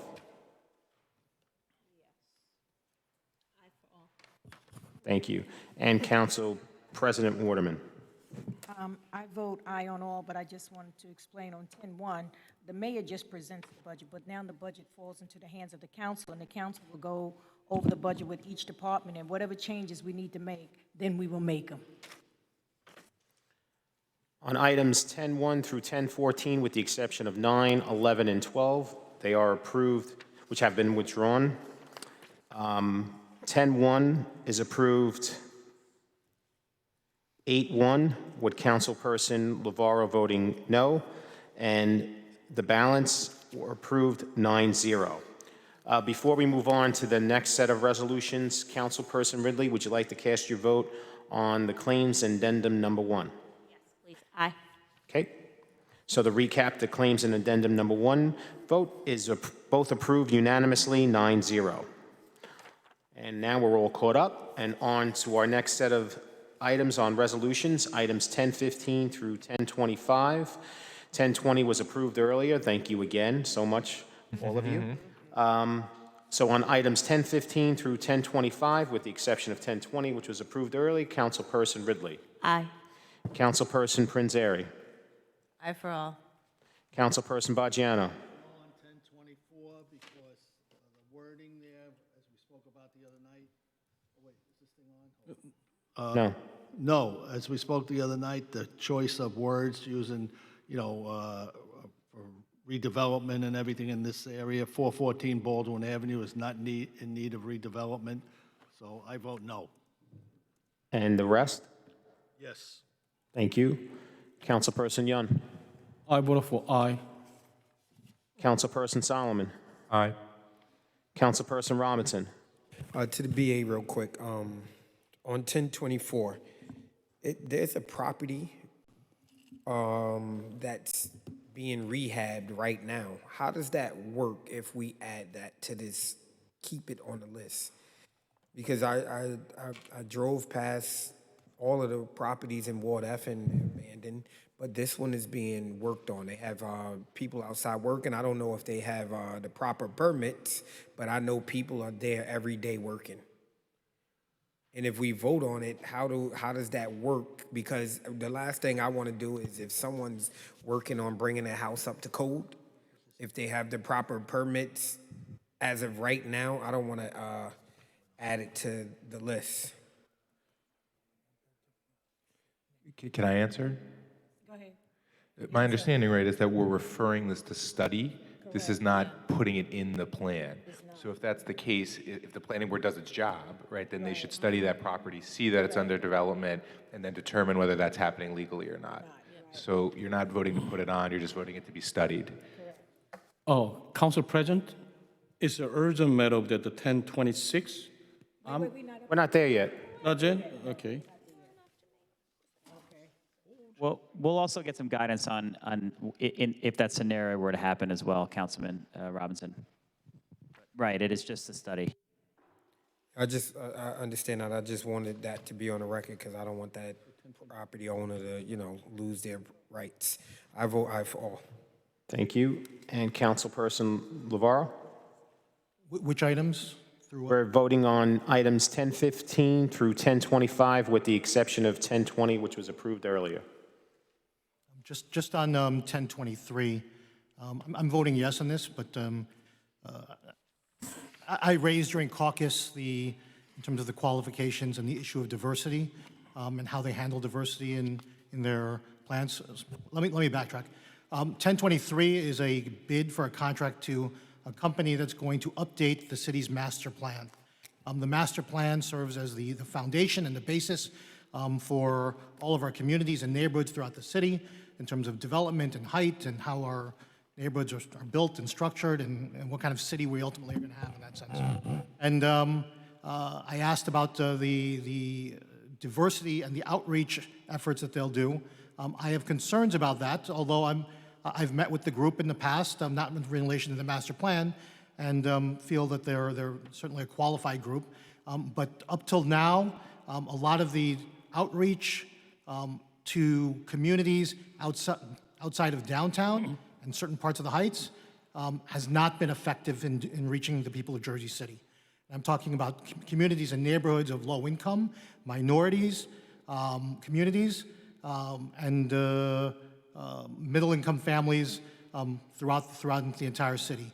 And so we need to do a better job, and I'm saying this to share with the general public who may be watching that we all need to hold accountable these consultants and other folks and this administration in making sure that they're not just doing a Facebook post, another social media post, and having that be replacing the idea of that's enough outreach that we need to do to all of our communities in Jersey City. It's not enough. Nevertheless, I'm still going to vote aye on all, but with a cautionary warning for all of us and a commitment to making sure that we hold them accountable moving forward. Thank you. And Councilperson Rivera voted aye. Council President Waterman. So items 1015 through 1023 are approved 9-0. Item 1024 is approved 8-1 with Councilperson Baggiano voting no, and 1025 is approved 9-0. On to items 1026 through 1036. Councilperson Young, you had an issue? No. Council President, it's the resolution 1026. We got to make sure before we take vote for the 1026. Because of some council members actually elected after 2017, so I have to give to some information so we know what's going on. So 1026, actually 3 municipal parking lot located Newark Avenue between Kennedy Boulevard and Summit Avenue. That 3 parking lot actually provide the parking space, small business community located in that area. And what we did at City of Jersey City, we transferred that land, the municipal parking lot, to the JCRA. At the time, I make sure that they not take away municipal parking lot space for the small business community and the neighbor. So at the time, a JCRA president or director, what is his name, was it? I forgot his name. David Donnelly. David Donnelly, thank you very much. David Donnelly, from here, he promised to us, whoever develop the area, he want to say, make sure they're going to provide municipal parking rate space. Based on that condition, actually, this city council proved that transfer land from the City of Jersey City to the JCRA. But as I understand, when I heard the rumors, the developer have no intention, no plan, creative any municipal rate parking space. They want to have a commercial rate parking space. So business administrator, please, I heard they sold the land. How many $1 million? Like $12 million? Something like that, right? $11 million. $11 million. So if the City of Jersey and JCRA continue to take away affordable parking space of Jersey City, it's not right things to do. So please, they develop for JCRA, designated developer, make sure they provide same amount of space. They must have that municipal parking rate for the neighbor and the small business. You understand, right? With that condition, we council members have to remember that if we continue to take over affordable parking space from the Jersey City, it's going to hurt every individual small business and the resident. So we got to make sure same page, and we're going to make sure that whatever they promise the city council right here, they must deliver what they say. We got on the same page, right? Good, thank you, Berta. With that condition, we got to take a vote, I guess. Michael, just to follow up on it. Yes. Some of the business people in this area are moving out of the city, and they're disgusted, and the small businesses up there are disgusted because they're taking away all the parking lots, and there's no place to park, there's no place to park your car to go shopping. And I know a couple of the lawyers in the area are moving out of Jersey City because it's getting disgusting. So, this one is just like, what are they called? We have get the lease, they continue to keep the parking, municipal parking space, but yes, we want to make sure that whatever is a designated developer to provide the municipal parking rate space for the people of Jersey City. Other than that, we, actually, City Council, filed a suit to JCRA and David Donnelly, they for first information provide this council. We got to go after them, okay? This item is a license agreement so that the city will continue to operate as a public parking. Yeah, right. So it's going to remain municipal parking until such time that it's not. Well, according to what I understand, this is in Ward C. Development is going to start pretty soon there. So I don't know what they're talking about here. So we're going to vote for I guess, you know what I'm saying? But we got to keep an eye, they deliver what they promised. That's the key.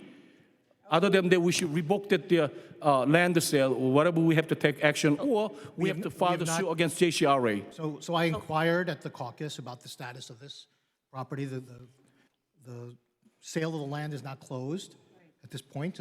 That's correct, right? And there's still no official redevelopment agreement, or there is? Not yet.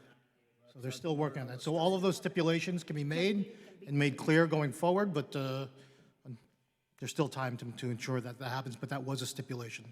I hope JCRA approve the development plan without provide the municipal parking rate space.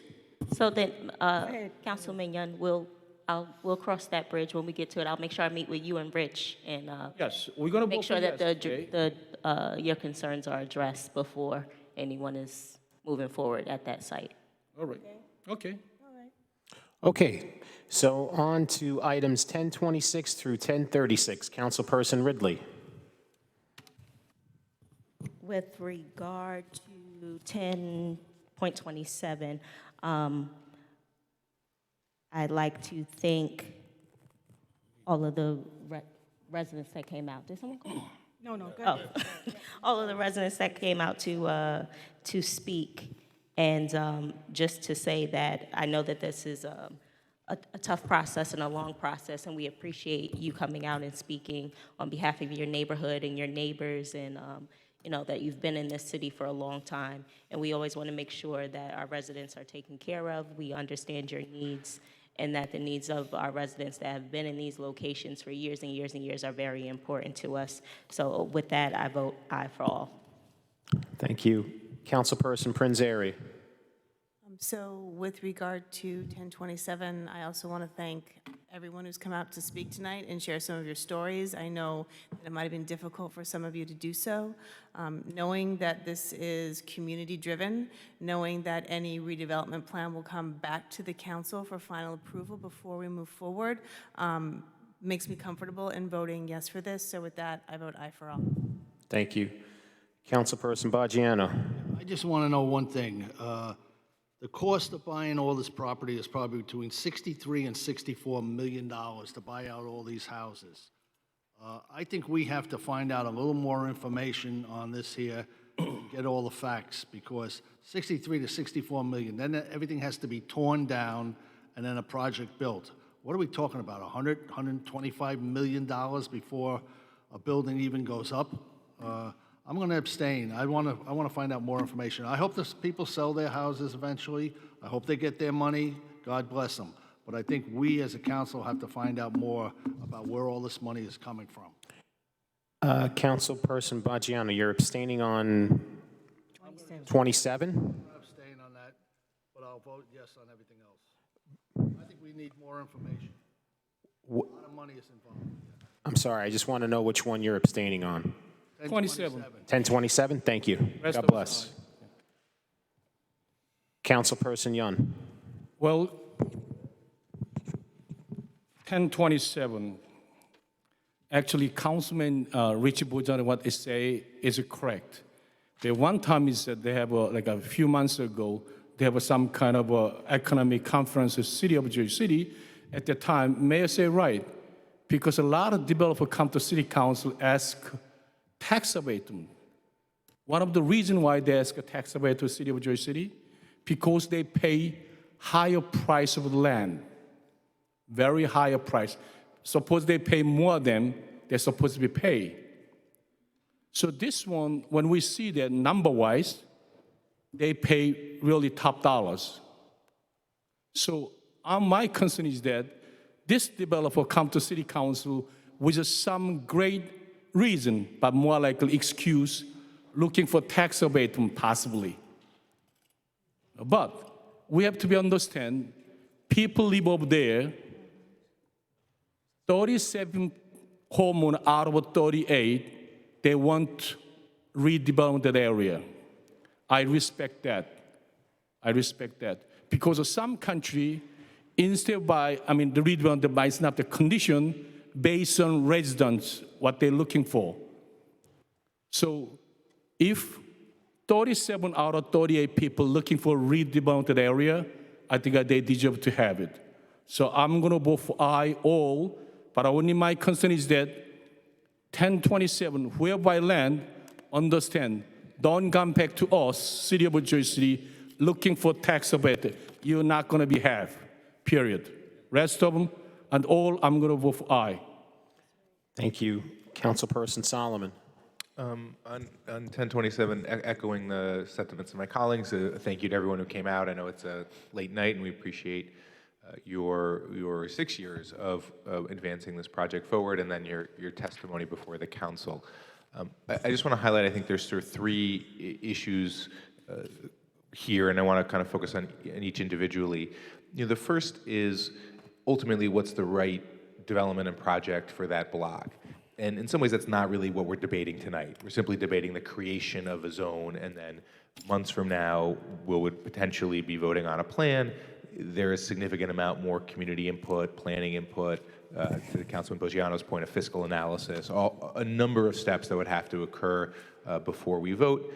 There are the outlines of a plan that's been shared and talked to the public, but it includes a school, and to me, it is a desperate core public need. It would be a public school, and that is why it's worth us as a community advancing the project to the upcoming steps. So that's largely not up for debate tonight, but wanted to mention it. I think the second thing, which I think the testimony tonight made abundantly clear, is where is this plan coming from? And we talk about being community-driven in our development process, and this is a great example of that, right? This wasn't a developer who came to the city and said, I have a great idea, now you go bully the homeowners, right? It was the homeowners themselves that had the first meetings with the cities, that interviewed the developers themselves, and then picked a partner that they believed was the right one to work with. And I think that's very important when we talk about this project and talk about with the public, right? That this came from the community, it didn't come from City Hall, it didn't come from a developer's office, it came from the people who, many of you who spoke today, have lived in that very community for 42 years, since it was built 42 years ago. The last piece, which in some ways is the least interesting, but the one we're voting on is does the neighborhood meet the criteria for this redevelopment plan with condemnation? Having read the city planner's report, this is a accredited planner, having known that the city planning attorney looked at it, having known that the planning board looked at it, and all unanimously said this does meet the criteria. I feel comfortable advancing it based on that. It does include the word condemnation, and there's, again, the legal criteria around that plan, but just as a statement of public kind of record, my policy on condemnation, my belief is it's only appropriate if it's used for a public purpose, right? It's not appropriate to give land from one developer to another, but if you're building a school, if you're building, transit infrastructure, those are the types of times when condemnation is appropriate. So with that, I'm going to vote aye on 1027. Sean, to just make your life a little complicated, I'm going to vote aye on 1026 through 1034. And then I'm going to vote no on 35 and 36.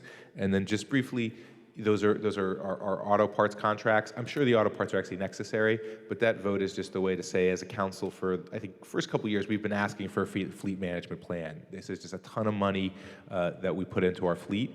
And, I understand people are working diligently on it, but I think it's time, from just my perspective, to start voting no until we get that plan and until we can code it back to the public and talk about a multi-million-dollar, commitment that we're doing a better job of managing and financing. So with that, those are my votes. Okay, thank you. Councilperson Robinson. Aye for all. Councilperson Lavarro. Okay, let me just start with 10.26 first.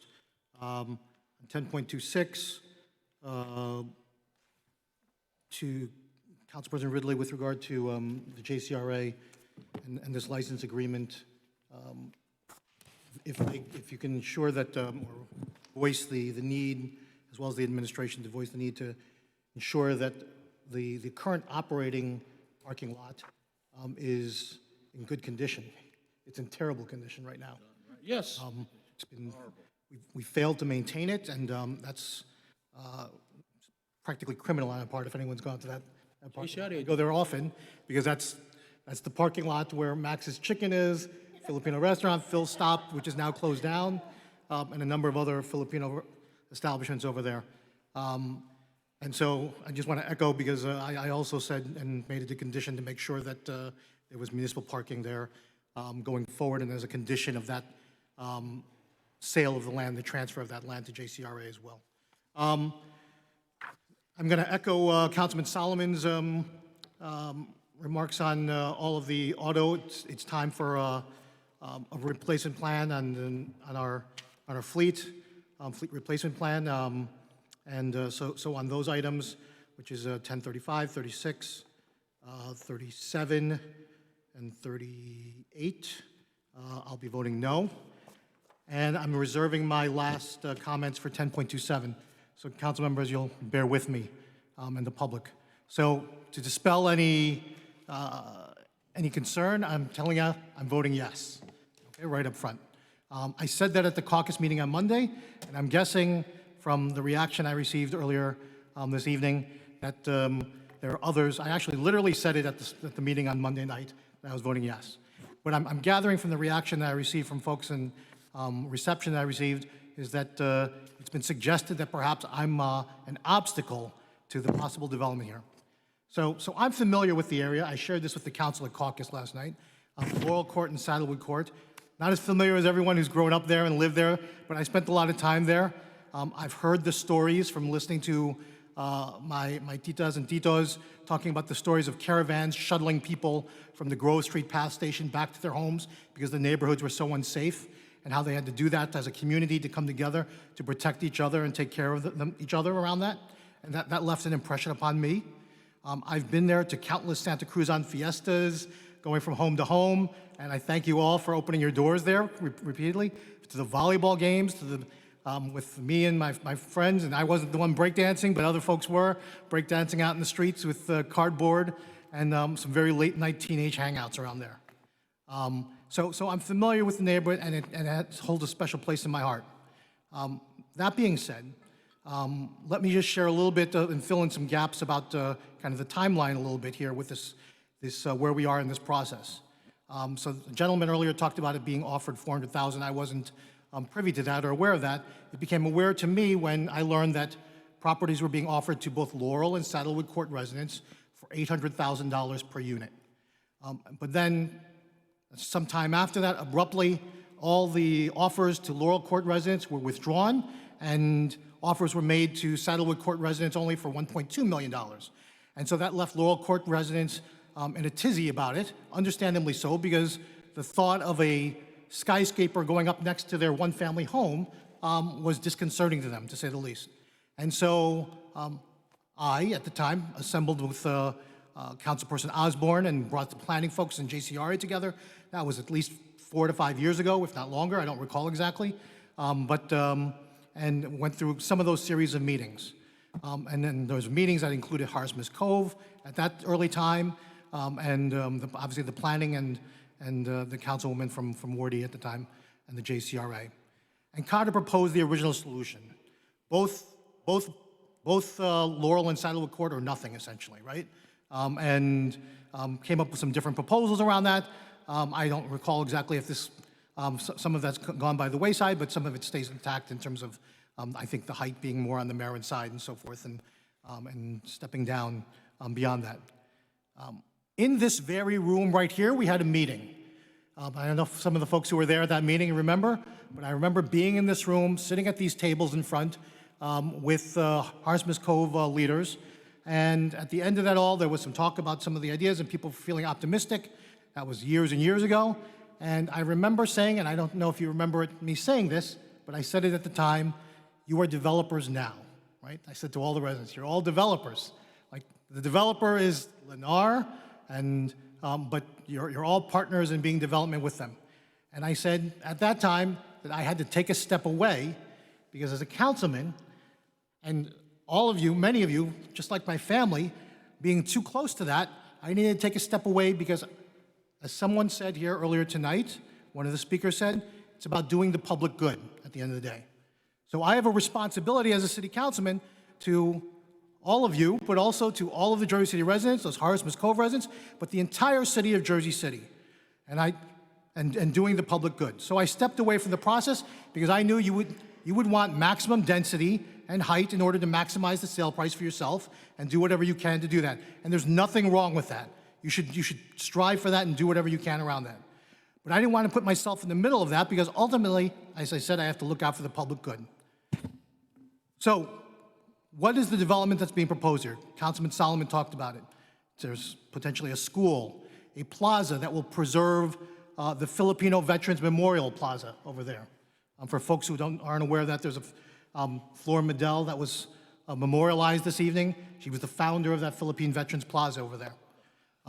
The property is literally blocks away from the Grove Street Path Station, and the value of these properties is tremendous to this developer. In comparison, I would say take a look at St. Lucy's, which we approved some height changes there and not nearly the number of units that's being proposed in this development. From 38 one-family homes being proposed 800 units. Nothing wrong with that for all of you. I want you to know that. But 800 units is a tremendous amount of money, a tremendous amount of profit for a developer. And if you look at that in comparison to St. Lucy's, where when we did the financial analysis around that, that financial analysis yielded something like $45 million in profit for that person, compared to the $20 million plus in benefit to the city of Jersey City. Completely out of scale for what the city of Jersey City should be getting in return for what's being given in that regard.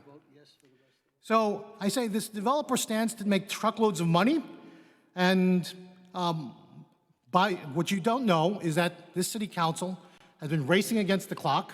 Myself and Councilperson Waterman working on an inclusionary zoning ordinance, and a development like this with upzoning of this and massing of density of this great amount would certainly qualify as under this inclusionary zoning ordinance, which would say essentially that some amount of affordable housing, and we've proposed initially 20%, but there's a lot of negotiation going around that at this point. So that 20% affordable housing would be required if you're going to get this kind of density. And I will add that another thing that I know that there's lawsuit and precedent around the idea that condemnation is appropriate for affordable housing development. So there's going to be a debate in inclusionary zoning and in terms of what the redevelopment plan will ultimately look like, and whether or not we're going to have, as a school proposed, which is a great thing, affordable housing, the plaza, the Veterans Memorial, and other benefits in the area. I am going to stand firmly on the side of affordable housing. You've heard me tonight echo this repeatedly, the idea that Jersey City is an affordable housing crisis, and in a situation literally blocks away from the Grove Street Pass Station in the most desirable land, if we can't get affordable housing for our middle class, not just neediest residents, but for our middle class working families to be able to continue to live here in Jersey City, then I'm not doing my job, and I couldn't sleep at night after this is all over. Whatever ends up happening, we'll need the financial analysis, as the Councilman Boggiano pointed out. We need to know the numbers. We need more information. And the last thing I want to point out is that imagine if we had both affordable housing and a school on a development. So you have a school. If you didn't have affordable housing there, the school, and one of the speakers spoke about it'd be great if their child could go to the school there, and that's great. Every parent should have an opportunity to go to a great new school. And we have schools on the south side that haven't been upgraded, and their maintenance is deplorable in some cases. And wouldn't it be great if everybody could enjoy the benefits of a new, modern school for their children?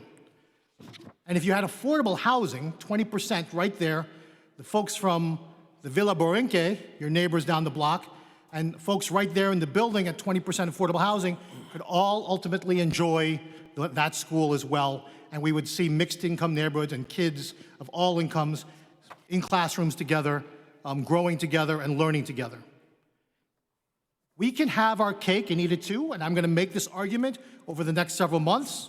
If you look to Woodbridge, Mayor McCormick over there bonded in 2014 to build an elementary school, and he financed it using a pilot. And I know Councilman Yun has always opposed tax abatements, generally speaking. I don't think I think there's a place for a tax abatement as a tool to be able to get the things that we need in Jersey City and our communities. It's one tool in being able to accomplish things, and if you can, in accomplishing the goals of a city. And getting a tax abatement to be able to finance, if we were to bond for that school and then have a tax abatement and dedicate the revenue to being able to pay off, or at least part of the revenue to being able to pay off that bond, we could have our cake and eat it too. So I'm going to stand firmly in that. And I know that the developer is going to resist, because developers don't want affordable housing. They don't. It's less money to them ultimately at the end of the day, because people are paying less in rent to them at the end of the day. It's simple. It's easy to understand. And so I'm going to fight like hell. And I know you have your self-interest in this, and you're going to do what you have to do. And I hope you understand that I'm going to do what I have to do for the people of Jersey City. So with that, I'm going to vote yes on all the rest, and let you know that I'm committed to making that fight for affordable housing moving forward. Thank you. I just wanted to confirm, you're voting no on 35, 36, 37, and 38, correct? Correct. Thank you. And before we move on to Council President Waterman, Councilperson Baggiano has to go. So do you mind if I take his votes for the rest of the resolutions? So Councilperson Baggiano. You sure? Okay. So Councilperson Rivera voted earlier. Council President Waterman. I vote aye on all of them, but before I go forward is, part of this process is, when we come to the council, is to really hear from the public. And now I oppose the ordinance 3.7 concerning the 3-minute time limit. And I know part of what we have to do is be under control too. Now, they keep telling me there's certain things I can't do, but I'm willing to try certain things because you know why? Change is important. So moving forward for this council, because we really want to hear from the public. That's part of what we do. This is how we get ideas and we hear your concerns. So moving forward, we only want 7 ordinances. No more. And only 30 resolutions. I think with that in mind, we probably can really hear the public, and we can give them the time that they need, and hopefully we won't prolong things, because I see people out here is tired and weary, and they press their way from work, and everything is important. So I'm willing to do my part up here, because I heard some of the complaints from some of the residents. They said how many ordinances and resolutions that we do receive now, which in the past they did not receive it. So now going forward, just give us 7 ordinances, because it takes time to deal with those ordinances. It really does. It takes time for us to search. It takes time for us to meet with people, and we turn around every 2 weeks. And so far as the resolution goes, if we have 30, I think we can handle it. So I'm willing to do something different to see if we can move this process forward. Okay, BA? I know the law department, you can see if we can do it or whatever, but I'm really willing to try something different, because the council do complain that they receive too many ordinances and resolutions. So, Council President, and this council, how many pages we got? Almost 1,500 pages. So just I'll let you know that, people, okay? Okay, so if you can just let me recap. Item 1026 is approved 9-0. Item 1027 is approved 8-0-1, with Councilperson Baggiano abstaining. Items 1028 through 1034 are approved 9-0. Item 1035 is approved 6-2, with Council members Solomon and Lavara voting no. Item 1036 is approved 6-2, with Councilperson Solomon and Lavara voting no. Item 1038 is approved 8-1, with Councilperson Lavara voting no. Item 1038 is approved 8-1, with Council Lavara voting no. But we didn't go to the 1038 yet. Okay, yeah. Let me stop that. So. You got me going there, Councilperson Lavaro. So it's 35 and 36 you voted no. I'm gonna have to take your vote again on the next page. I apologize. All right? So, because we only went to 1036. All right. Now, on to items 1037 through 1047. Councilperson Ridley. Through 47. Aye. Councilperson Prinzeri. Aye for all. Councilperson Baggiano. Councilperson Yun. Well, actually, Councilman James Solomon and the Council runner-over bring up the issue 1036, 1037, 1038, 1039. I just let them public with that we purchased it around almost $1.1 million. Parts for heavy-duty trucks And we spend around $450,000 outsourcing for the repairs car. So really it's a lot of money, but we should be, the way they said, about time to, we auditing that place to make sure that the inventory control and really make sure that they use that the right parts, so on and so. So I agree with them, so I'm gonna vote for no for 1037, 38, 39, rest of I vote for aye. 1037, 1038, 39. and 1039. Yes. Thank you. Councilperson Solomon. No on 37, 38, 39, and then aye on all the rest. So no on 37, 38, and 39. Aye on all the rest. Councilperson Robinson. Aye. Councilperson Lavarro. No on 37, 38, 39. Actually, I never asked, I should have asked questions on 41, so I did not, so I'm going to abstain on 41 and vote aye on all the rest. So no on 37, 38, 39, and abstaining on 41, aye on all the rest, correct? Yes. Thank you. Council and Councilperson Rivera voted yes. Council President Waterman. Aye. Okay. So on item 1037, it's approved 6-3 with council members Yun, Solomon, and Lavarro voting no. Item 1038 is approved 6-3 as well, with councilpersons Yun, Solomon, and Lavarro voting no. Item 1039 is approved 6-3, with councilpersons Yun, Solomon, and Lavarro voting no. Items 1040 is approved 9-0.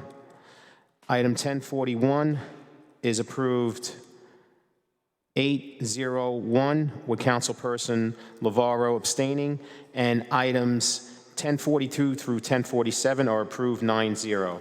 If I can just go back, I have to recap that vote. So on items 1035, that is approved 7-2, not 6-2. 7-2. Got to count to 9, Sean. 7-2, which is Councilman Solomon and Lavarro voting no. Can we add the me too as a no? 35, 36. Yeah, Okay, that's the way it's supposed to be. okay. Let me go back. So you want 35 and 36, you're voting no? Yes. Anyone else? All right. So item 1035 is approved 6-3, with council members Yun, Solomon, and Lavarro voting no. Item 1036 is approved 6-3, with council members Yun, Solomon, and Lavarro voting no. Item 1027 was approved 8-0-1, with Councilman Baggiano abstaining. The rest was approved 9-0. All right. Now moving forward, item 1048 was withdrawn, so we're taking a vote on items 1049 through 1060. Councilperson Ridley. Aye. Councilperson Prinzary. Aye for all. Councilperson Baggiano. Councilperson Yun. Aye. Councilperson Solomon. Aye. Councilperson Robinson. Aye. Councilperson Lavarro. Aye. Oh, yeah, just on 58, if I can just say, I'm glad Detective Cesar Celentino in the settlement here with that, he should never have gotten jammed up to begin with. He's a good guy, good police officer. I vote aye. And Councilperson Rivera voted yes. Council President Waterman. Aye. Items 1049 through 1060 are unanimously approved 9-0, with the exception of 48, which was withdrawn. Items 1061 through 1071, with the exception of 62 and 63 and 69, which all have been withdrawn, and 71 was approved earlier. Councilperson Ridley.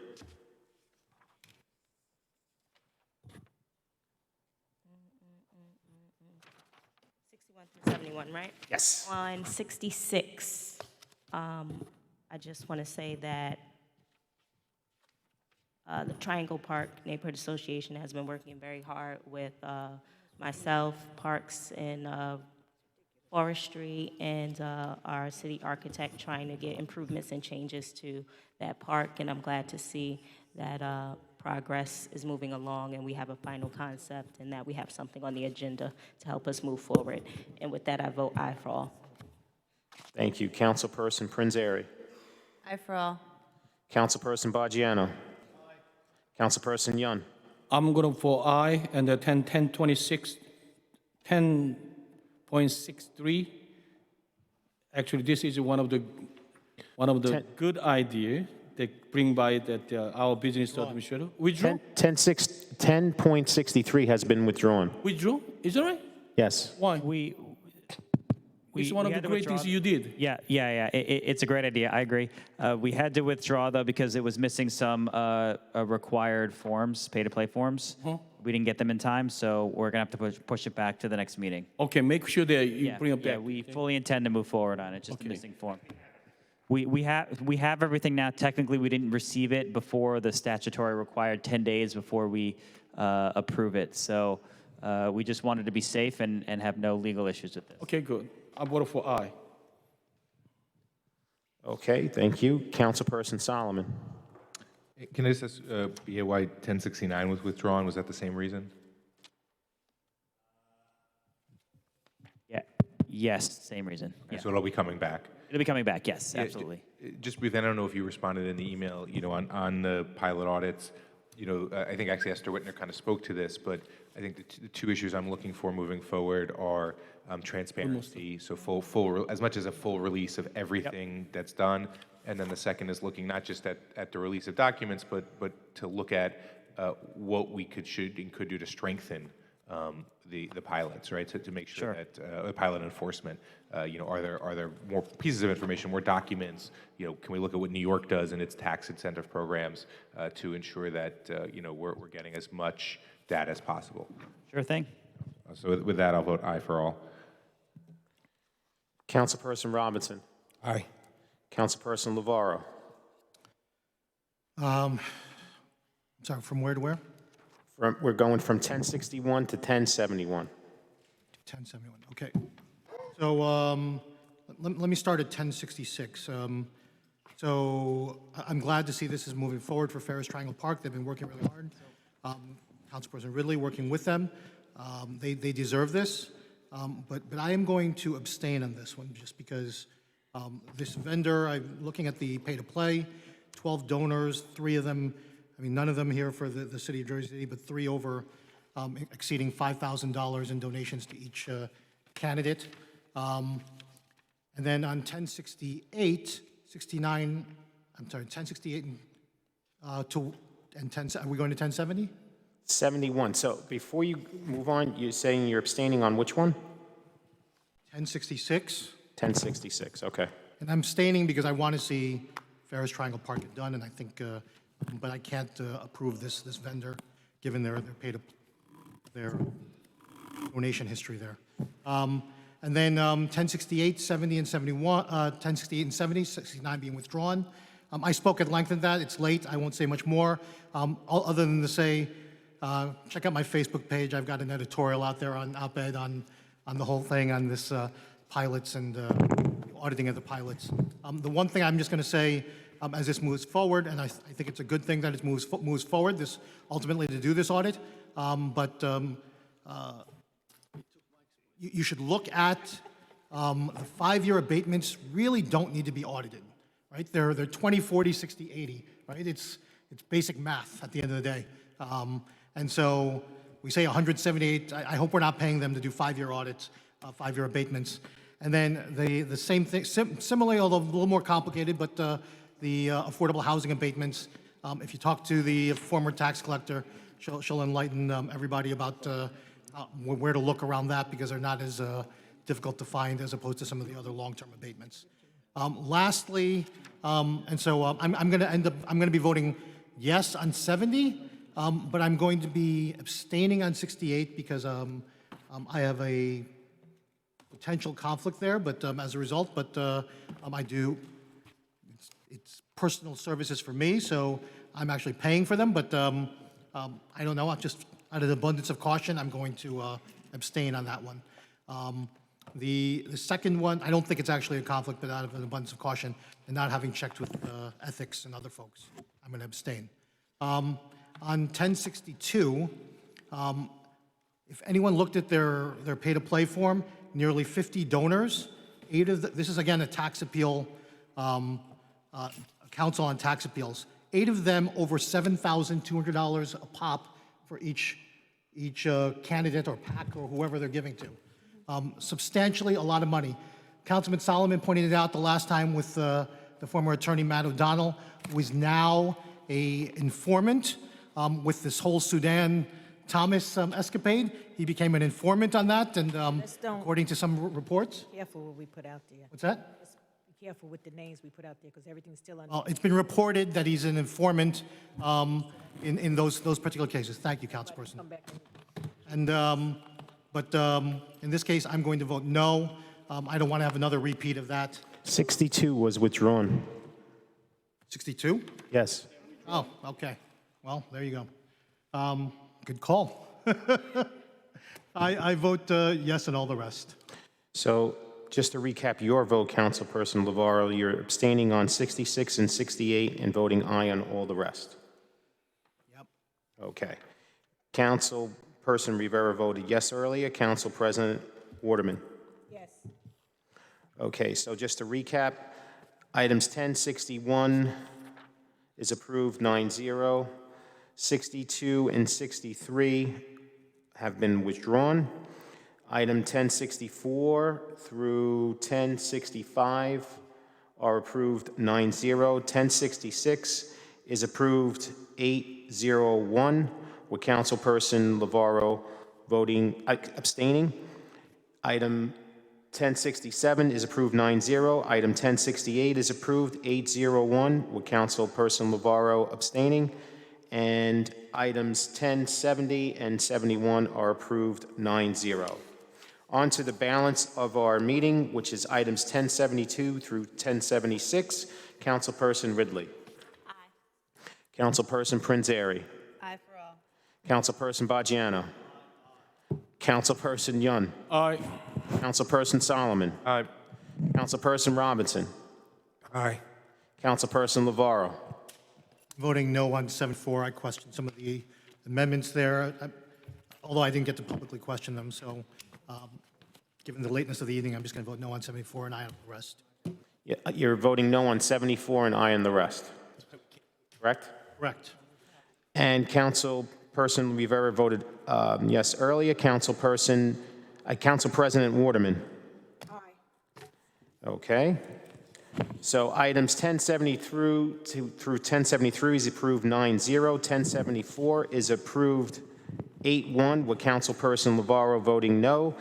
And items 1075 and 1076 are approved 9-0. May I have a motion to adjourn Motion. at 10:14 p.m.? May I have a motion? Motion. Motion made by Councilperson Prinzary. May I have a second? Second by Councilperson Ridley. All in favor of the motion, please say aye. We are out of here at 10:14 p.m. Thank you so much. Have a great night.